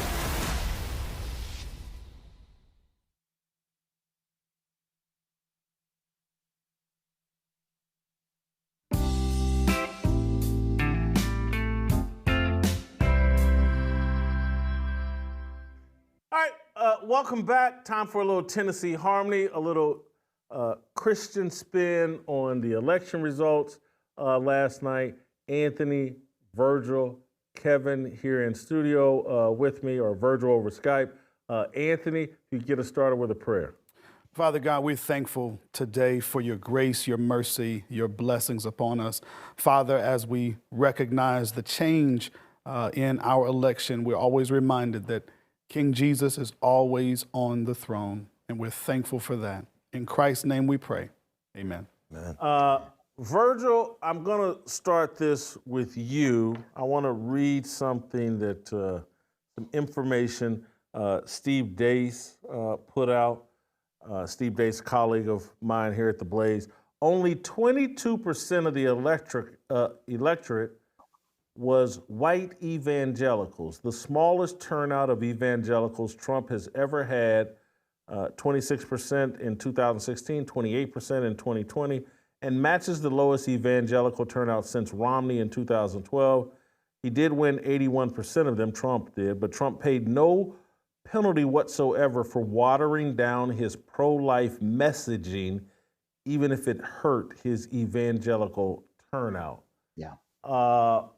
As he did certainly water down, the Republican platform watered down their message as it relates to abortion. How should we feel about that? Yeah. Obviously, I think it's disappointing, but and some people clearly made the choice to sit out this election over that. What should we think? How should we feel about that? Yeah, there are two issues at play related to that. One is the on the right play, and by that, Jason, you have evangelicals who are to the right of Trump, guys whose circles I run in, who said, for a variety of different reasons, primarily for them, the issue of abortion, they didn't feel that they could, in good conscience, vote in favor of Trump. Now, I disagreed with them. And tried to urge them to vote because of the fact that, for the most part, while Trump did not say he was going to provide a national abortion ban, even though the Democratic Party kept saying that he would, he distanced himself from any kind of national abortion ban. Many evangelicals that were on the far right are saying, we want that. We want to see that take place. My position was that the issue of abortion has been taken out of the hands of the presidency. And so as a result, we need to be focused on local issues as it relates to abortion. It's not an issue that I took up very seriously and fought in a variety of different places and spaces where I had influence. On the left of Trump, Many evangelicals just engage in a very soft, tiptoe around the tulips, kumbaya, make no enemies kind of evangelicalism. They're wishy-washy, they're squishy on theological issues, on theological matters, on issues related to worldview. And as a result of that, those folks wouldn't lean Trump anyway. They were impressed by the idea that that perhaps men could cry, and issues like that Kamala Harris and others were putting forward. So you had people on the right, to the right of Trump, who said, this is the reason. You had evangelicals who claimed to be to the left of Trump as well. And so I think you're seeing a diminishing of that. One of the reasons that I broke out my Make America Great Again hat is because I think it's imperative that while I don't agree wholeheartedly or to 100% with everything Trump says, and I think it's important when we make clear when we disagree, I think it is incredibly important for those who name the name of Christ, evangelicals, to stand on a biblical worldview, and where that makes sense and when that makes sense, to be proud about it.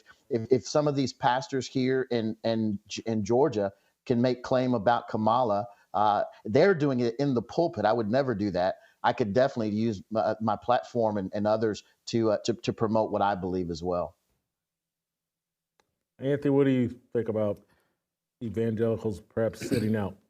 Virgil crystallized it. Those within some circles that I'm around, you hear kind of a similar thing about choosing the lesser of two evils.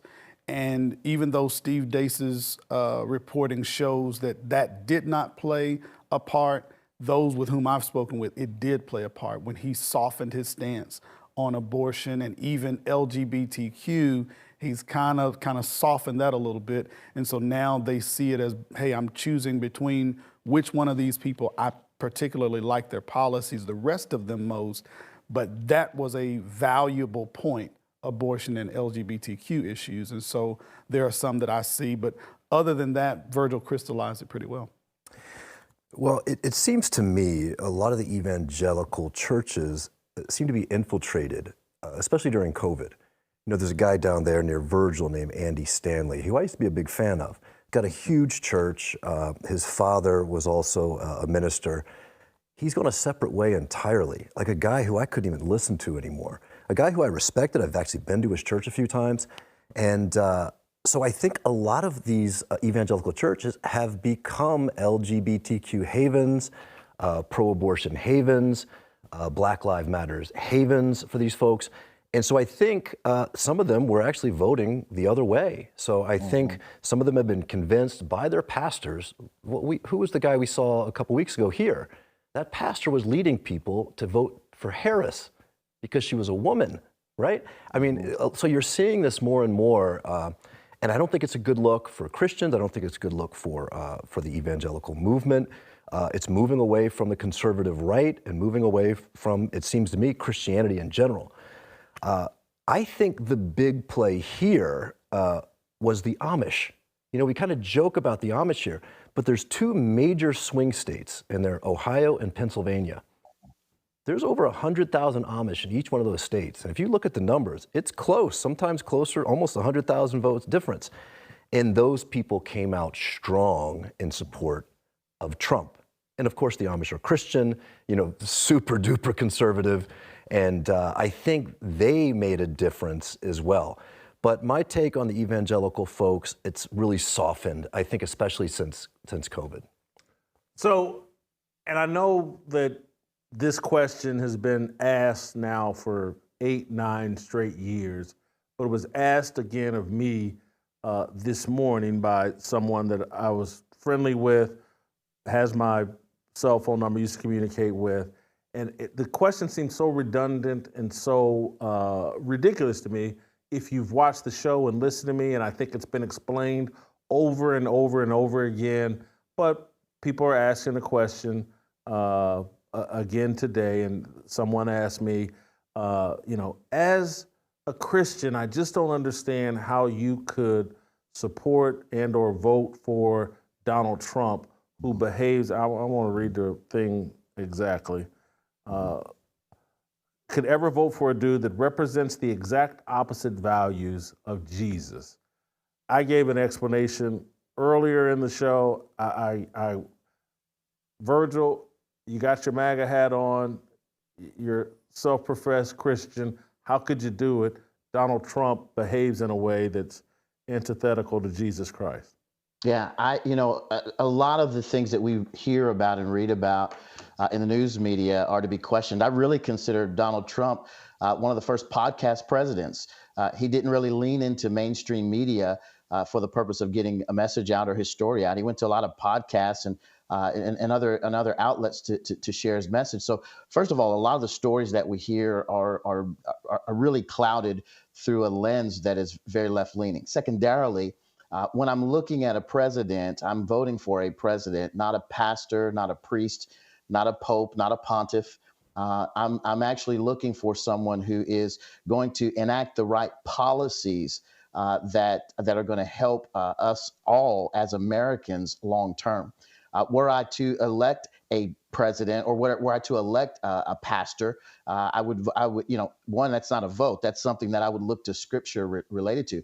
That doesn't mean that I ignore someone's moral character. I think those things need to be thought through and in place. I just see, to the point you made earlier, Jason, the greater evil would be the person who wants to mutilate children and children's body parts for gender affirming care. I think the greater evil is abortion on demand, which is something that's being advocated by those on the left. I think the greater evil is not looking out for those who are here in America, but inviting all kinds of criminality and illegals to come across the border and live in different areas. And here in Georgia, we had Laken Riley murdered. I think that is a tremendous evil, rather than locker room talk on the part of a president that we don't like or that we think is abhorrent. I'm not diminishing the locker room talk. I'm not saying that that's something that's advocated for, but there are degrees to this thing, and we have to think about those in real time. You know, Jason, when you look at the first time that Trump was elected, he being complete outsider from politics, being completely from that celebrity realm and wealth realm, unfiltered. It was in my lifetime. I'm a young guy, much younger than you. I know. But in my lifetime, it was the first time that I had seen a candidate elected that did not have that political mold. And so, but what it did, and I think that's what we're seeing now, it showed how there is a path now that we're choosing. Yes, you're choosing policy, but since then, we're choosing a path, like a direction. So when you went to the polls yesterday, and so many who went, you're looking at, do you have on this side a party, a platform that is, do whatever you want to do, one that has a rally and convention with abortions outside of the convention. Like, we're saying, right, hey, this is what we're trying to advocate. And then as a parent, walking in schools, and I go to schools and speak a lot, but going into schools and seeing the agenda placed before our kids, you've got that path. And then you have another path that is against so much of that. And one, yes, you're looking at the personality of the politicians, but we knocked that down during Trump's first election. Like, we knocked down, okay, we're not in it for the polish or the personality. We're really looking at it from a policy perspective and not the personality. So, that's one thing that has to stand for. And I'll say this before I leave it. The other thing is, as Christians, our mandate is the same regardless of who's in office. Like, I still have to, seek to save the lost. I'm still evangelizing, still making disciples, still encouraging men to be godly men, godly husbands, godly fathers, raising up and discipling godly children that changes the world by what we do and how we live according to God's word. So had the election gone either way, that mandate remains the same for those of us who are Christians. Exactly. Let's just be straight here. This is a popularity contest. And Trump, with some policies and some ideas sprinkled in, depending on the party. Trump is only in the position he's in because he's been popular since the late 70s. right? He had his own TV show. He's been on WWE. He is the most popular guy. And so we're voting for someone who we like the most. I mean, to take your friend's question, you could take it further. How could you root for the Patriots when Bill Belichick does this, and this? How could you buy products from that store when the CEO doesn't agree with everything you say? So, we just have to pick based on how we feel, who we like the most, and with the policies that we agree with most. So, you can put that anywhere. But the president, it's a temporary job. He's there, for 4 years. He's going to do the best he can. We can pray for him. We can hope. We can vote locally and for the Senate and the Congress as well. But that's really what this is. It's a popularity contest. Trump was clearly more popular and more likable than Kamala. I'm going to end it on this note, but I want you all to react. There's an opportunity here, and I don't have the clip, but Kevin O'Leary, I think, was either on Fox or CNN, and he walked through the opportunity for Democrats that this sort of change election where everybody moved towards the Republican gives Democrats the opportunity to change what they're doing. And when they start looking at why black men and why others aren't embracing them and what the Democrat Party used to be about, there's a blessing in this for Democrats, in my view, this kind of rebuke. That they could actually change and say, you know what, maybe defining our whole movement around abortion, maybe that's a mistake and we could do less of that or abandon that. Maybe we shouldn't be using the Department of Education and the public education system to promote the transgender homosexual agenda. Maybe because, Trump's talking about demolishing the Department of Education. And so it's like, if we want to be a viable party moving forward, maybe some of these immoral issues that we have planted our flag on, maybe we should move away from that. And that's the blessing for Democrats. As someone who grew up in a factory working family and union working family, and I'm here on the backs of union factory workers. My mother was a factory union rep at Western Electric. I grew up thinking of myself as a Democrat. And Jimmy Carter was a Sunday school Bible teacher. That was what we respected about him, and we were into him because of that. And it's been their move towards immorality that's made me repel from them. And if you study me long enough, I'm a flip-flopper. And if they start repelling from these immoral things, now they become more appealing to me. And so anyway, I think there's a great opportunity here for the Democrats to rebrand. There's an opportunity only if you learn the right lesson. So if they learn the lesson to say, okay, you're right. Hey, abortion is not the premier thing that we ought to run on, and do what you will is probably not the way we should go. That's an opportunity. Or it could be like in 2020, which is, hey, let's go even harder. We didn't go hard enough. Let's go even harder. Or it may be, let's be more covert in it. So have this deception on the outside. Oh, we're not really about that, but then sneaking it in on. So it's an opportunity, no doubt, if you learn the right lesson. Virgil, final thought. I gotta go. Yeah, this really the issue of politics and policy is really a worldview issue, which is why we talk about it in the way that we do. It's how you view the world. What is it you're thinking and feeling? And I really don't believe that the Democratic Party is going to change direction. I think Kamala tried to do that. They just it to the middle a little bit more, and she was just flawed, inauthentic, and nobody really believed what she was saying. That was the biggest part of her downfall.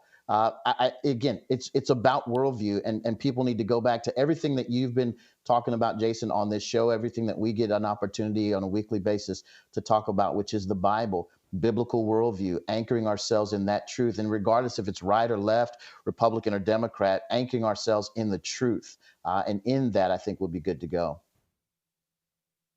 Thank you, gentlemen. I got to get to Shemeka Michelle. I got to leave enough time for myself to gloat about a lot of these things that was said on TV last night.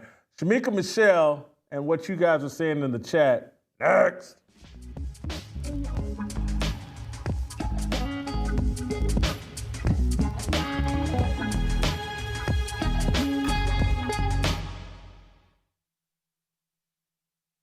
And no one of any consequence wants to touch this endorsement of Kamala Harris because they can actually read the room.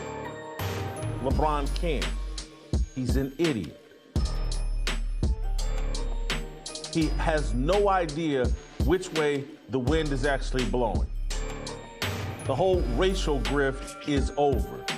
White guys no longer care if you call them racist. They actually laugh at you. Black guys, like me, no longer care, I've never cared, if you call me an Uncle Tom, a coon, a cracker lover, whatever it is, I don't care. It has no impact. It doesn't affect me. Donald Trump, you running out there and taking him completely out of context and smearing him, I actually think he should care. I actually think he should use you and try to teach you a lesson. Donald Trump should sue LeBron James. That's how stupid LeBron James is, and that's why ESPN and everybody else are trying to ignore this because they know that LeBron has done something libelous, slanderous, and defamatory. And they're smart enough because they can actually read the room. They've seen Donald Trump file a $10 billion lawsuit against CBS.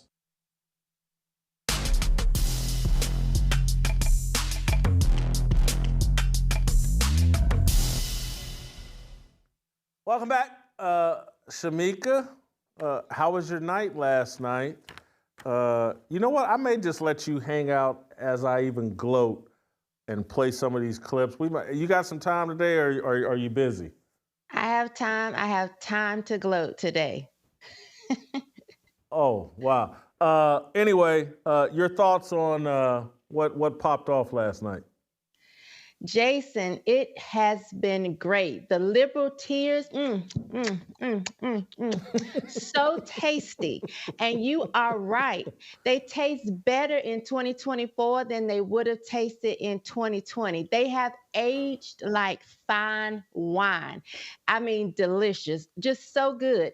And I will say, Jason, that Steve Kim today, he was a little bit of a hating ass Steve Kim because all those people that he named, when they were still in the closet, I was actually traveling state to state, walking so they could run, having toe-to-toe combat with BLM. So this whole win for me has been so glorious. Listen, I'm going to be on the internet all day. I'm going to make sure I see my mother, my grandmother. I may stop at a few jobs. I've already sent a text to my family group chat. They will not want to see me Thanksgiving, but I've started to brag. I had one person tell me, I'm trying to protect my peace. Have a good day. And I'm just enjoying this. I'm going to be gloating for a little while.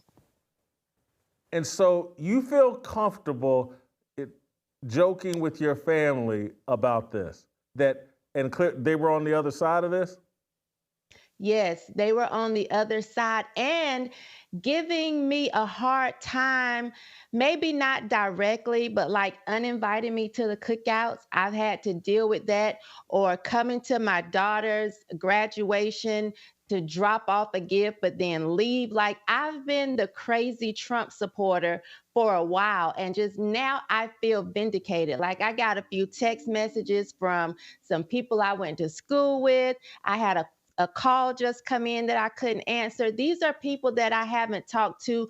One of them this year, who was a really close friend. And so I may call her back just to, gloat a little bit. I think she actually probably came over to this side.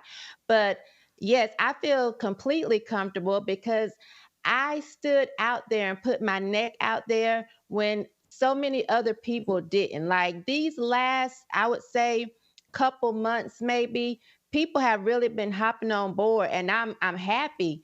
But they had a seat on the Trump train because we kept that thing moving and pushing, even when it looked like it wasn't going to go anywhere.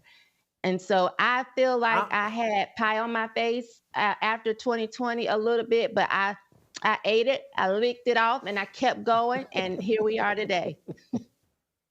I can't joke with my family about this. It's too real, too raw for me. I get triggered, and literally, it's just like I told TJ. This abortion issue is so strong and passionate for me that when I hear people trying to defend the Democrats and that, it undermines my respect for them. And so I just don't engage with people about politics that I know are on that other side, that I want to try to maintain a relationship with, because this abortion cult, pedophile cult, it makes me, when I start hearing you try to tiptoe around it and say, well, Trump said grab him by the... Trump said. So Trump said. You talking about somebody sticking some instruments up woman's vagina to crush a baby in the womb, and you want me to deal with what Trump said? It just gets too real for me. And so I can't do it. I want to play for you Van Jones. Shot number 4.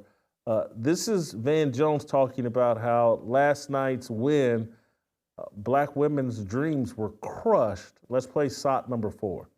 Because I'm thinking about the people who are not a part of anybody's elite, who are hurting tonight. There are African-American women who know a little bit about being talked down to and know a little bit about having their economic dreams crushed, who tried to dream a big dream over the past couple of months. And tonight they're trading in a lot of hope for a lot of hurt. And they were hoping that maybe this time, one of their own could be seen as worthy. And once again, they were facing rejection. And that hurts. They thought tomorrow morning they're going to walk out with their shoulders back a little bit, maybe able to breathe for the first time and feel like they belong someplace. They did everything that they knew how to do. And it's going to be harder than it should be tomorrow for them to hold their heads up. And they're not the only people who are hurting tonight. If you're a parent of a trans kid, your child's face was used as a springboard to power for somebody. That doesn't feel good.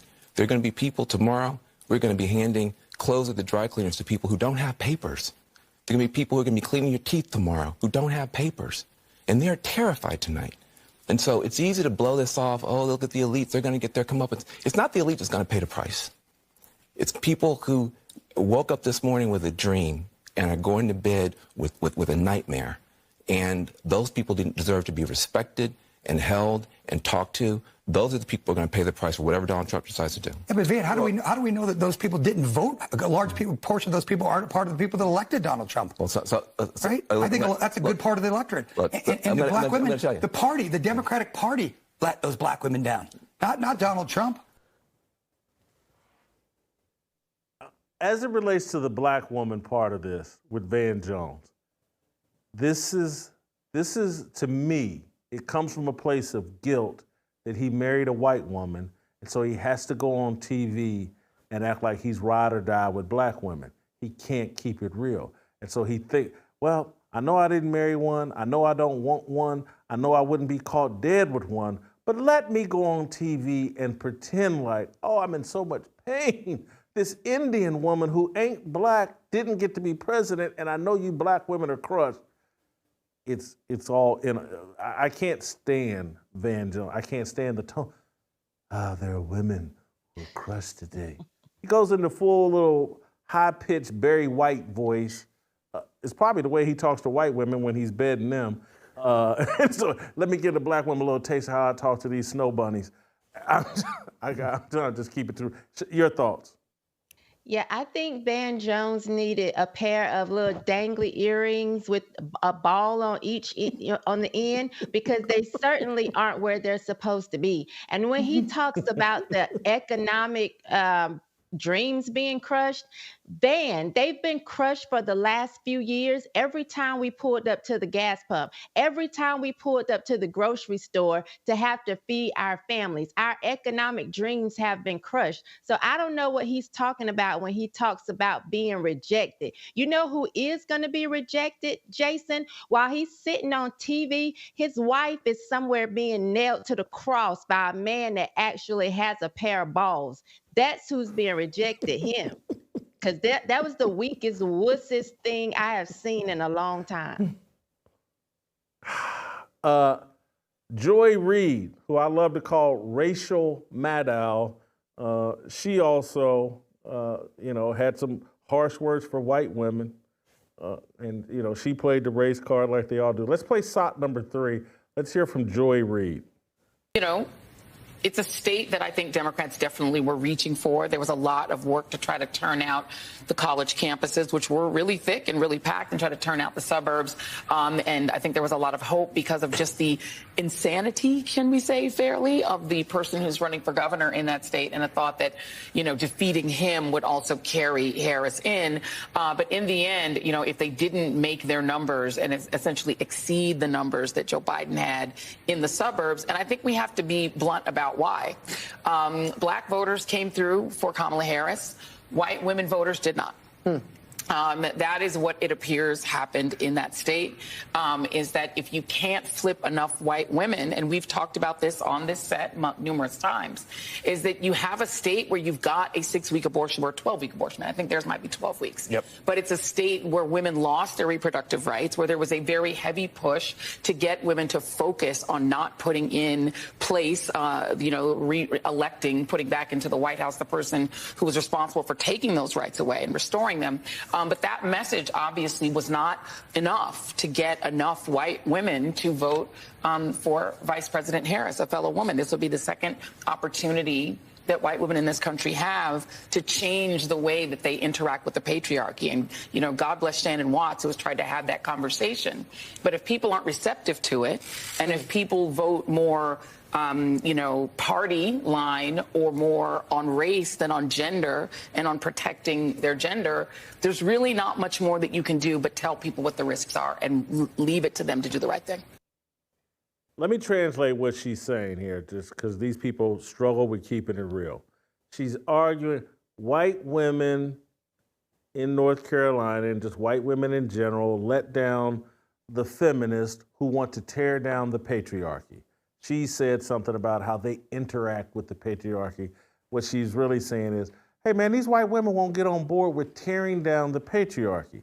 And so what she's really saying is, hey man, there's these white women with this biblical worldview that believe in male leadership, and they won't help us tear down Christianity and a biblical worldview, and I'm irate about it. That's what she's actually saying. Yeah, and let's not overlook her hair, Jason. She looks like a toasted Tweety bird. I don't know what's going on with that. Like, I thought I saw a putty tat. I did. Yes, she's upset that these white women won't get with this whole I don't need a man that black women have been doing. They may stand up and claim to be feminists, but white women, they understand where it comes from. They understand they need their man. We are the only demographic of women, black women, who feel like we're supposed to run everything, and we don't value our men. We don't hear white women saying, I don't need a man. We don't hear Indian women, as Kamala is. We don't hear Asians or Hispanics. It's only black women with this whole butch dyke ideology that push that. So yes, they're not going to go to the lengths that we are, Joy. So it's just really time for us to get on board with them, opposed to them trying to get on board with us, because we can see what it's done for us, and it hasn't been good. I want to play, this is a panel of CNN hosts. This is SOT number 7. talking about how racism and sexism was prevalent in the vote. They don't have anything new to say, and maybe it's too high of an expectation to think that they could pivot on November 5th, November 6th. But at some point, they got to pivot. They got to find a new card to play because it was racism, it was sexism. Let's play SOT 7. Let's be honest about this, okay? Let's be absolutely blunt about it.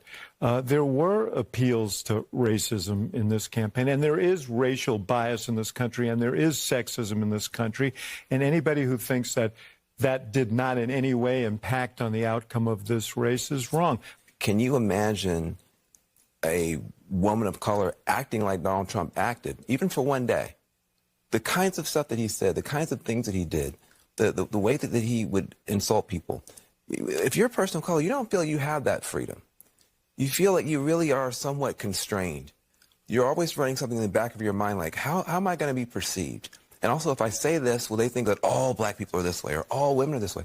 So there's a license that he had to just be a fool, just to be an obnoxious ass to everyone. And for people to go, well, he can still be president. This is where I'm talking about. They won't pivot, and CNN and corporate media, y'all got to put someone on that panel that will say, hey, Van, cut it out. We don't, and again, put me on there and I would say it just how it is. Man, Van, we watched Negroes run wild in the street, looting and burning down everything, thinking they weren't accountable to anything or anybody, didn't have to answer to God, didn't have to answer their mama. And now you want to say Trump and some tweets and a few words are an example of, oh my God, he's not accountable and he just says anything and no black woman would ever. I'm like, Van, did you see Gorilla and Cardi B and all these other out of control, wild people that are being platformed like they're important people, and you're telling me that Donald Trump is playing by a special set of rules? And I know those people aren't running for president, but this decorum and professionalism and all this other stuff that we're holding Donald Trump to, while nobody else gets held to that standard, and they get invited to be involved with politics, to be surrogates. They're getting paychecks. They're getting put front and center like they're people you should respect and honor and care about what they think. They put out music that is so much more depraved and demonic than anything Donald Trump has said. I just don't know how he has the audacity to do that, and I don't understand. Well, I do understand why, but I mean, CNN, these networks, put somebody on TV that will call these Negroes and, to quote AB, some of these ignorant crackers, they got to be called out in real time in front of everybody. They can't just say any and everything, and we got to pretend and go along with it like we don't live in reality. Your thoughts, Shemeka?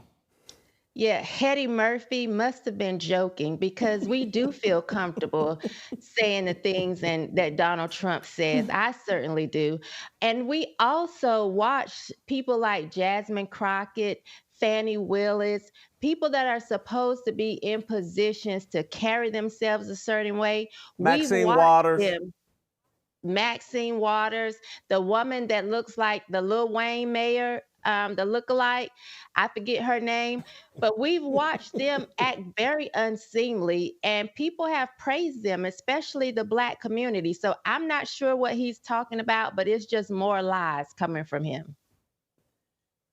Butter, you want to jump in here, or you want to stay safe on the sideline? No, I'll barely jump in. I just think that when I watch it, from my perspective, I feel like this administration, Trump, didn't treat anybody differently. He didn't speak to any group specifically differently. And I think that's what resonated with so many people. Every time I hear this commentary post, a victory like this, all I hear is the separation.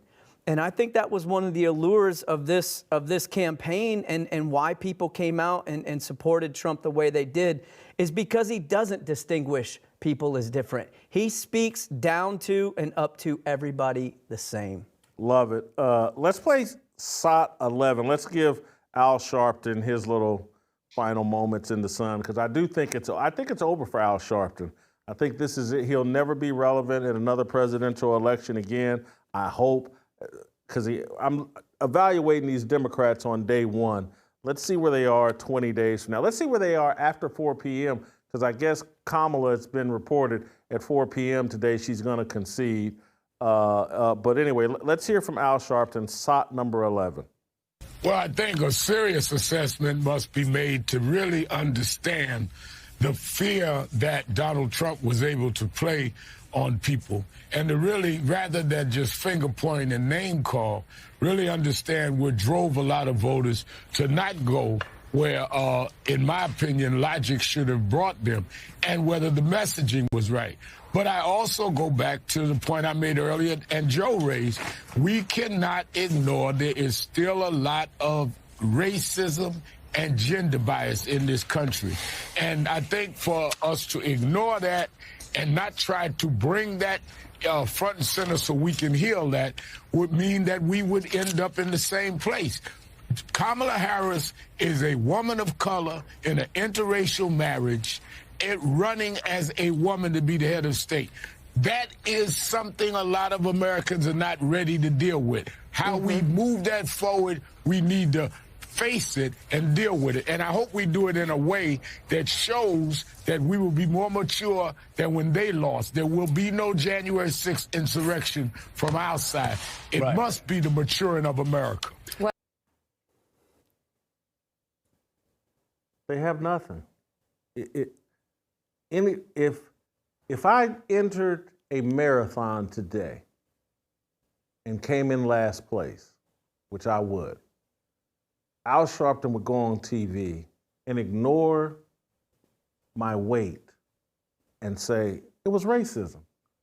They put a wind directly at Jason, at his headwind. Everybody else ran with a wind to their back. Jason ran with a headwind to his face.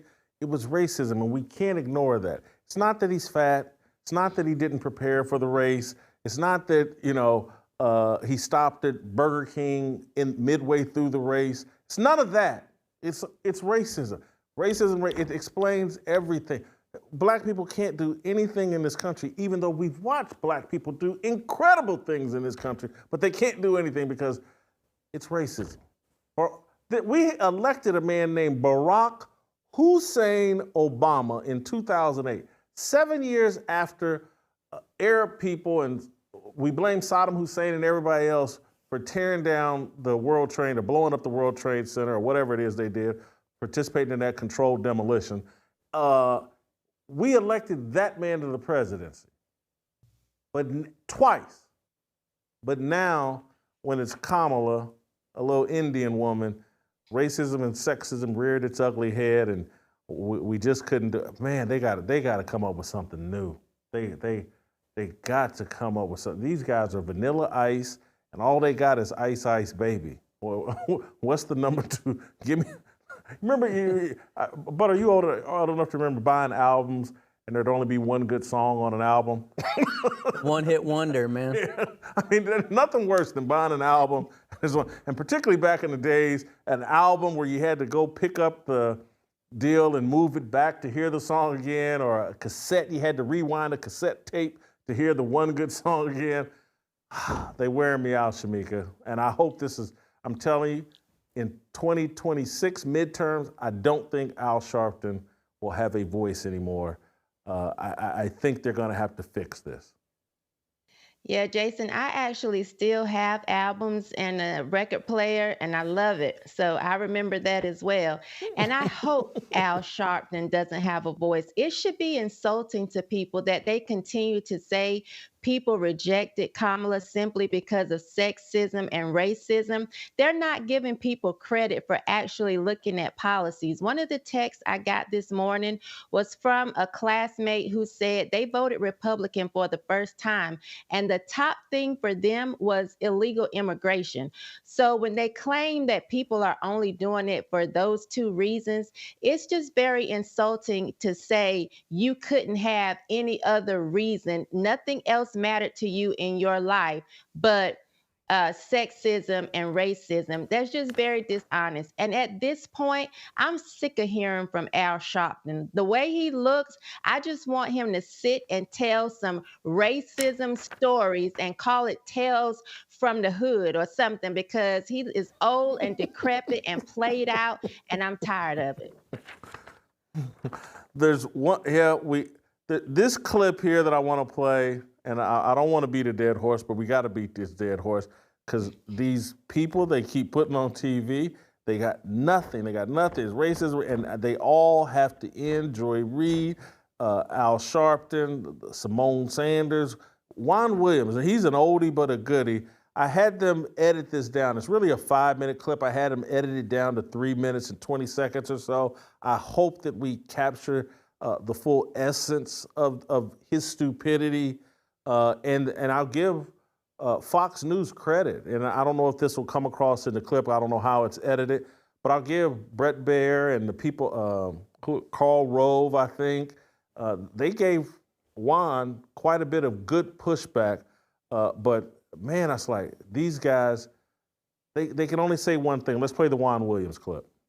I think that there is even recriminations now among Democrats as to Biden and whether Biden should have dropped out earlier or Biden should have stayed.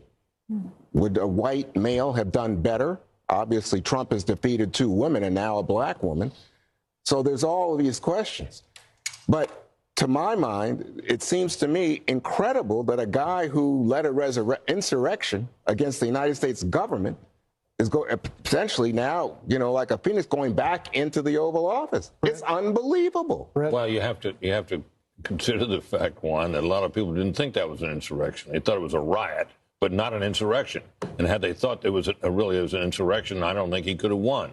Well, I don't know. The exaggerations about that day. Well, I'm not exaggerating. About the alleged threat to democracy is a piece of what happened tonight is. Well, I don't think so. I think, again, I'm giving you my perspective. Yeah. And I'm giving you mine. Right. So I listened to you as my friend. But I'm going to tell you what I saw was not only a riot in terms of the violence, but a direct action intended to stop certification of a presidential election. Understood. And we've talked a lot about it. That's why I said that. I'm not sold on this idea that, it was the cost of eggs. I worry that it was, I'm not voting for this woman. Or I'm not voting for this black woman. I don't know. That's not what we see in our data. Well, here's the thing. Where do you see that? Because a moment ago, Darren was out here and he said, in fact, not only did the bro strategy work, and the bro strategy largely worked along the lines of white men, but that the bro strategy also had some impact in terms of Latino and black men who came along and gave higher percentages. All right, Carl, weigh in. I just want to make one more point with Juan. I spoke to Jack Brewer this week, and here's what he said if Trump wins. He said he won because black men felt that Democrats and elites put immigrants before us. Mm-hmm. Your thoughts on that? I just think that that's possible. I don't know that for a fact. I think there are tensions between racial groups, and people might feel that. Obviously, you can exploit those tensions, and you can exacerbate them to the point where you can politically benefit from it. Do I think that's the reason he won? No. I think the reason he won is you look at that bro strategy and the white male turnout and white grievance politics that he has used to great success in this country. I think he's trailing his prior 2020 numbers with whites. We're not saying most black men did not vote for Donald Trump. So I never said anything like that. That's just not true. You suggested it's only about a quarter of black men. No, I'm saying to you that in terms of this bro strategy for white males, the whole notion of I'm bad, I talk about women in the most disparaging way. There's some men who just said, you know what, I get into, I want to be in on that. I want to be a badass guy. Yeah. And I think they like Trump's image and the caricature he portrays. I think they supported him in spite of that. Yes, they supported him in spite of that, and I can't even stand Karl Rove. But Shemeka, every network has their black puppets who they pull a string and just go, it's racism, sexism, racism, sexism. They have nothing else to offer. And this has got to end. This is what is destroying the Democrat Party. I blame Barack Obama. I blame Al Sharpton. But at the end, I blame the puppet masters. They know they have other alternatives out there. They won't platform other alternatives. You think Delano wouldn't hop on any of these stages and be like, nah, man, that's BS, blah, blah, blah, blah, let me correct you on that. You think you wouldn't do it? They have other alternatives. All of them make the same choice over and over again. And this is why, as upset as I am with Juan Williams and Sharpton and all these other guys, I'm upset with the decision makers who that's the only people they allow to talk on their platforms. And I'm glad it's coming to an end. I'm glad that, corporate media has destroyed itself. I'm glad that the Democratic Party and the CIA and the FBI, whoever's paying for this nonsense, I'm glad it blew up in their face. I'm going to give Juanita some grace here, and I'm going to meet him halfway and say, yes, Juanita, eggs are high. Gas is high. Crab legs are high. And we didn't trust the Curry Queen to bring the prices down. There you go. I'm going to play one more clip, and then I want to hear what happened in the chat. And I think I'm going to give Steve Bannon the last word here. Steve Bannon is talking about a little bit of the revenge that needs to take place. And I do think some people are going to have to get punished in order, it just can't be this election. There's got to be repercussions. And Steve Bannon just got out of prison after spending 3 or 4 months. I don't blame him for being upset, but I haven't been in prison, and I agree with him. Let's play Steve Bannon, SOT number 10. You stole the 2020 election. You've mocked and ridiculed and put people in prison and broken people's lives because you said this thing was stolen. This entire phony thing is getting swept out. Biden's getting swept out. Kamala Harris is getting swept out. MSNBC is getting swept out. The Justice Department's getting swept out. The FBI is getting swept out. You people suck, okay? And now you're going to pay the price for trying to destroy this country.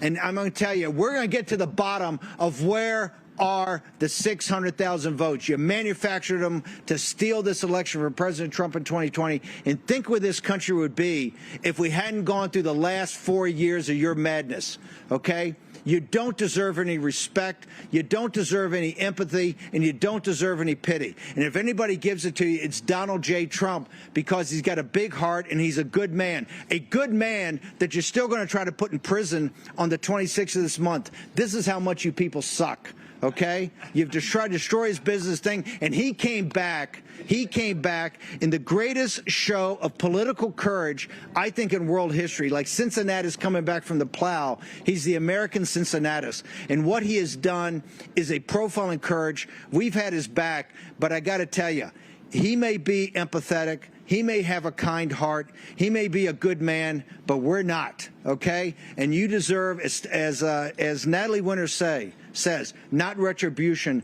justice. But you deserve what we call rough Roman justice, and we're prepared to give it to you. So, only thing I disagree with is, he kind of inferred that the last 4 years haven't been a good thing. I think they've been a great thing. They prepared us for this victory. Again, I'll go back to what I said at the very beginning of this: no pain, no gain. And we needed to go through this to get where we are right now. Steve, final thought on that, but Shemeka, as quickly as possible, because I've been sitting here now for 2.5 hours, I got to go pee. Walk us through the chat as quick as you can. All right, the chat. Well, everyone was excited about the results, obviously. Zachariah Cameron says, I'll give you that, Jason. I thought you were too confident, but you were right. And Ryan Tyler, BO, says, you were right, Jason. I was definitely unsure, but after your optimism yesterday, I couldn't help but be with you going into last night. And I think that's great because Larry Connor Jr., I didn't read his comment yesterday, but he actually tried to come at you for being so optimistic and telling you you didn't know what you were talking about. You acted like you knew the results, and you were right. He was wrong. So there you go. Gerald Long says, Jason, you shamed Joy Reid into not wearing her Trump wig. Got it. Uh-oh. You got it. Are you doing? No, he's What did good, he say? Shemeka. Read the next one. We got Okay, you. Keep going. Okay. Well, Gerald Long says, Jason, you shamed Joy Reid into not wearing her Trump wig, and she was on live television last night looking like Don Cheadle. Shame on you, sir. Jason should have just went in a bottle or something. He probably had a little cup beside the desk. He could have done that. Robert Lee gave us a super chat for $5. Thank you, Robert. And he says, I'm ready for 2028. Imagine the Republican primary, Vance versus Ramaswamy versus DeSantis versus Gabbard versus Donald. Future is bright. Cowpoke Ranch gave us a super chat. Thank you so much. Says the American man stood up last night. We are back and here to stay. Milan Fan Club San Diego gave us a super chat, and he says, just because Shemeka is the best looking person on this show. Yes, even better than you, Jason. Trump 2024. Let's make America great again. The fight begins now. Black men, fist up for Peanut and Fred. That was a squirrel, and was it a raccoon that they took as well? And then we have a question that is specific to Jason. Yes. Didn't they kill Peanut? They did kill Peanut. I'm back this there.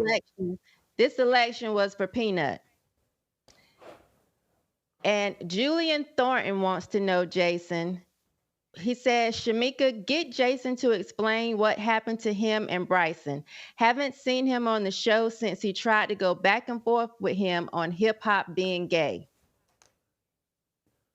I thought about Bryson today because I and particularly when we had the Tennessee Harmony conversation, because he didn't vote for Trump either over the abortion issue, and I respect it. Bryson's really authentic.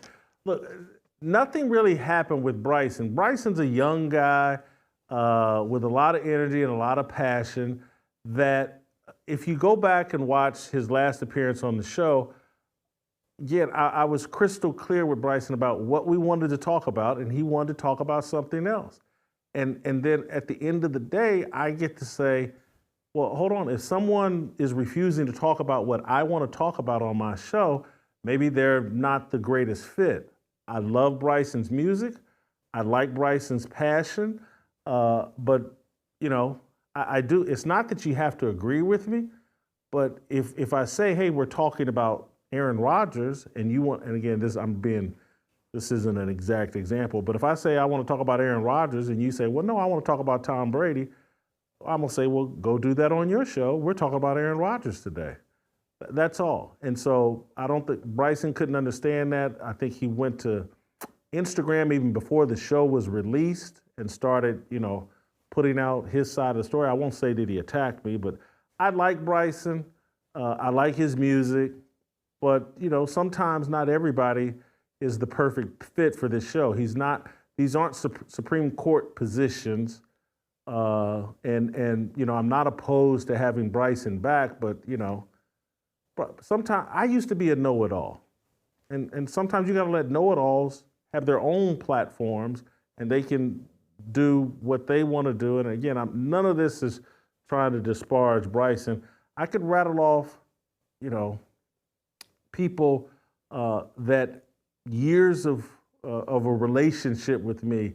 I don't say this disrespectfully, or I'm not trying to stir up anything. Me and Greg Couch, if anybody remembers the very beginning of the show, one of my best friends in the sports media business for 20, 25 years. He wasn't a fit for the show, and so we had to go our own separate ways. Me and Uncle Jimmy, real tight for a long time. Wasn't a fit for the show. Had to move. It's not personal. And so, and it's just not personal. And so, you know, again, I like Bryson. I like his music. You know, the Reclaim the Rainbow thing is one of the best things we've ever done on this show. And I respect Bryson's biblical knowledge. It's amazing, particularly for someone so young, but not the perfect fit for this show.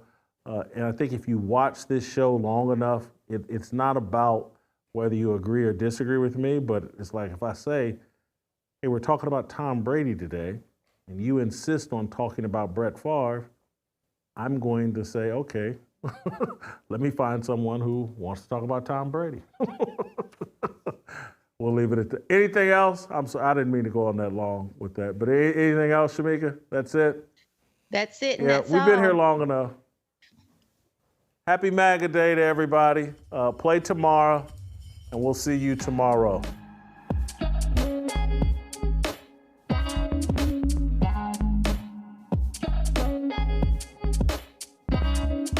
Waiting for the countdown, coming off the breakdown, standing in line for freedom. Looking for a breakout, feeling like a standoff, nothing in life like freedom. Came in like a fighter, striking like a ladder, making all these moves for freedom.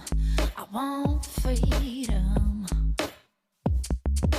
No negotiation, my sister, no relation. We all just wanna have freedom. Sitting on a corner, never been alone. I'm breaking my back for freedom. Blessed, we are living, get back. We are receiving, all deceiving. We all wanna be free.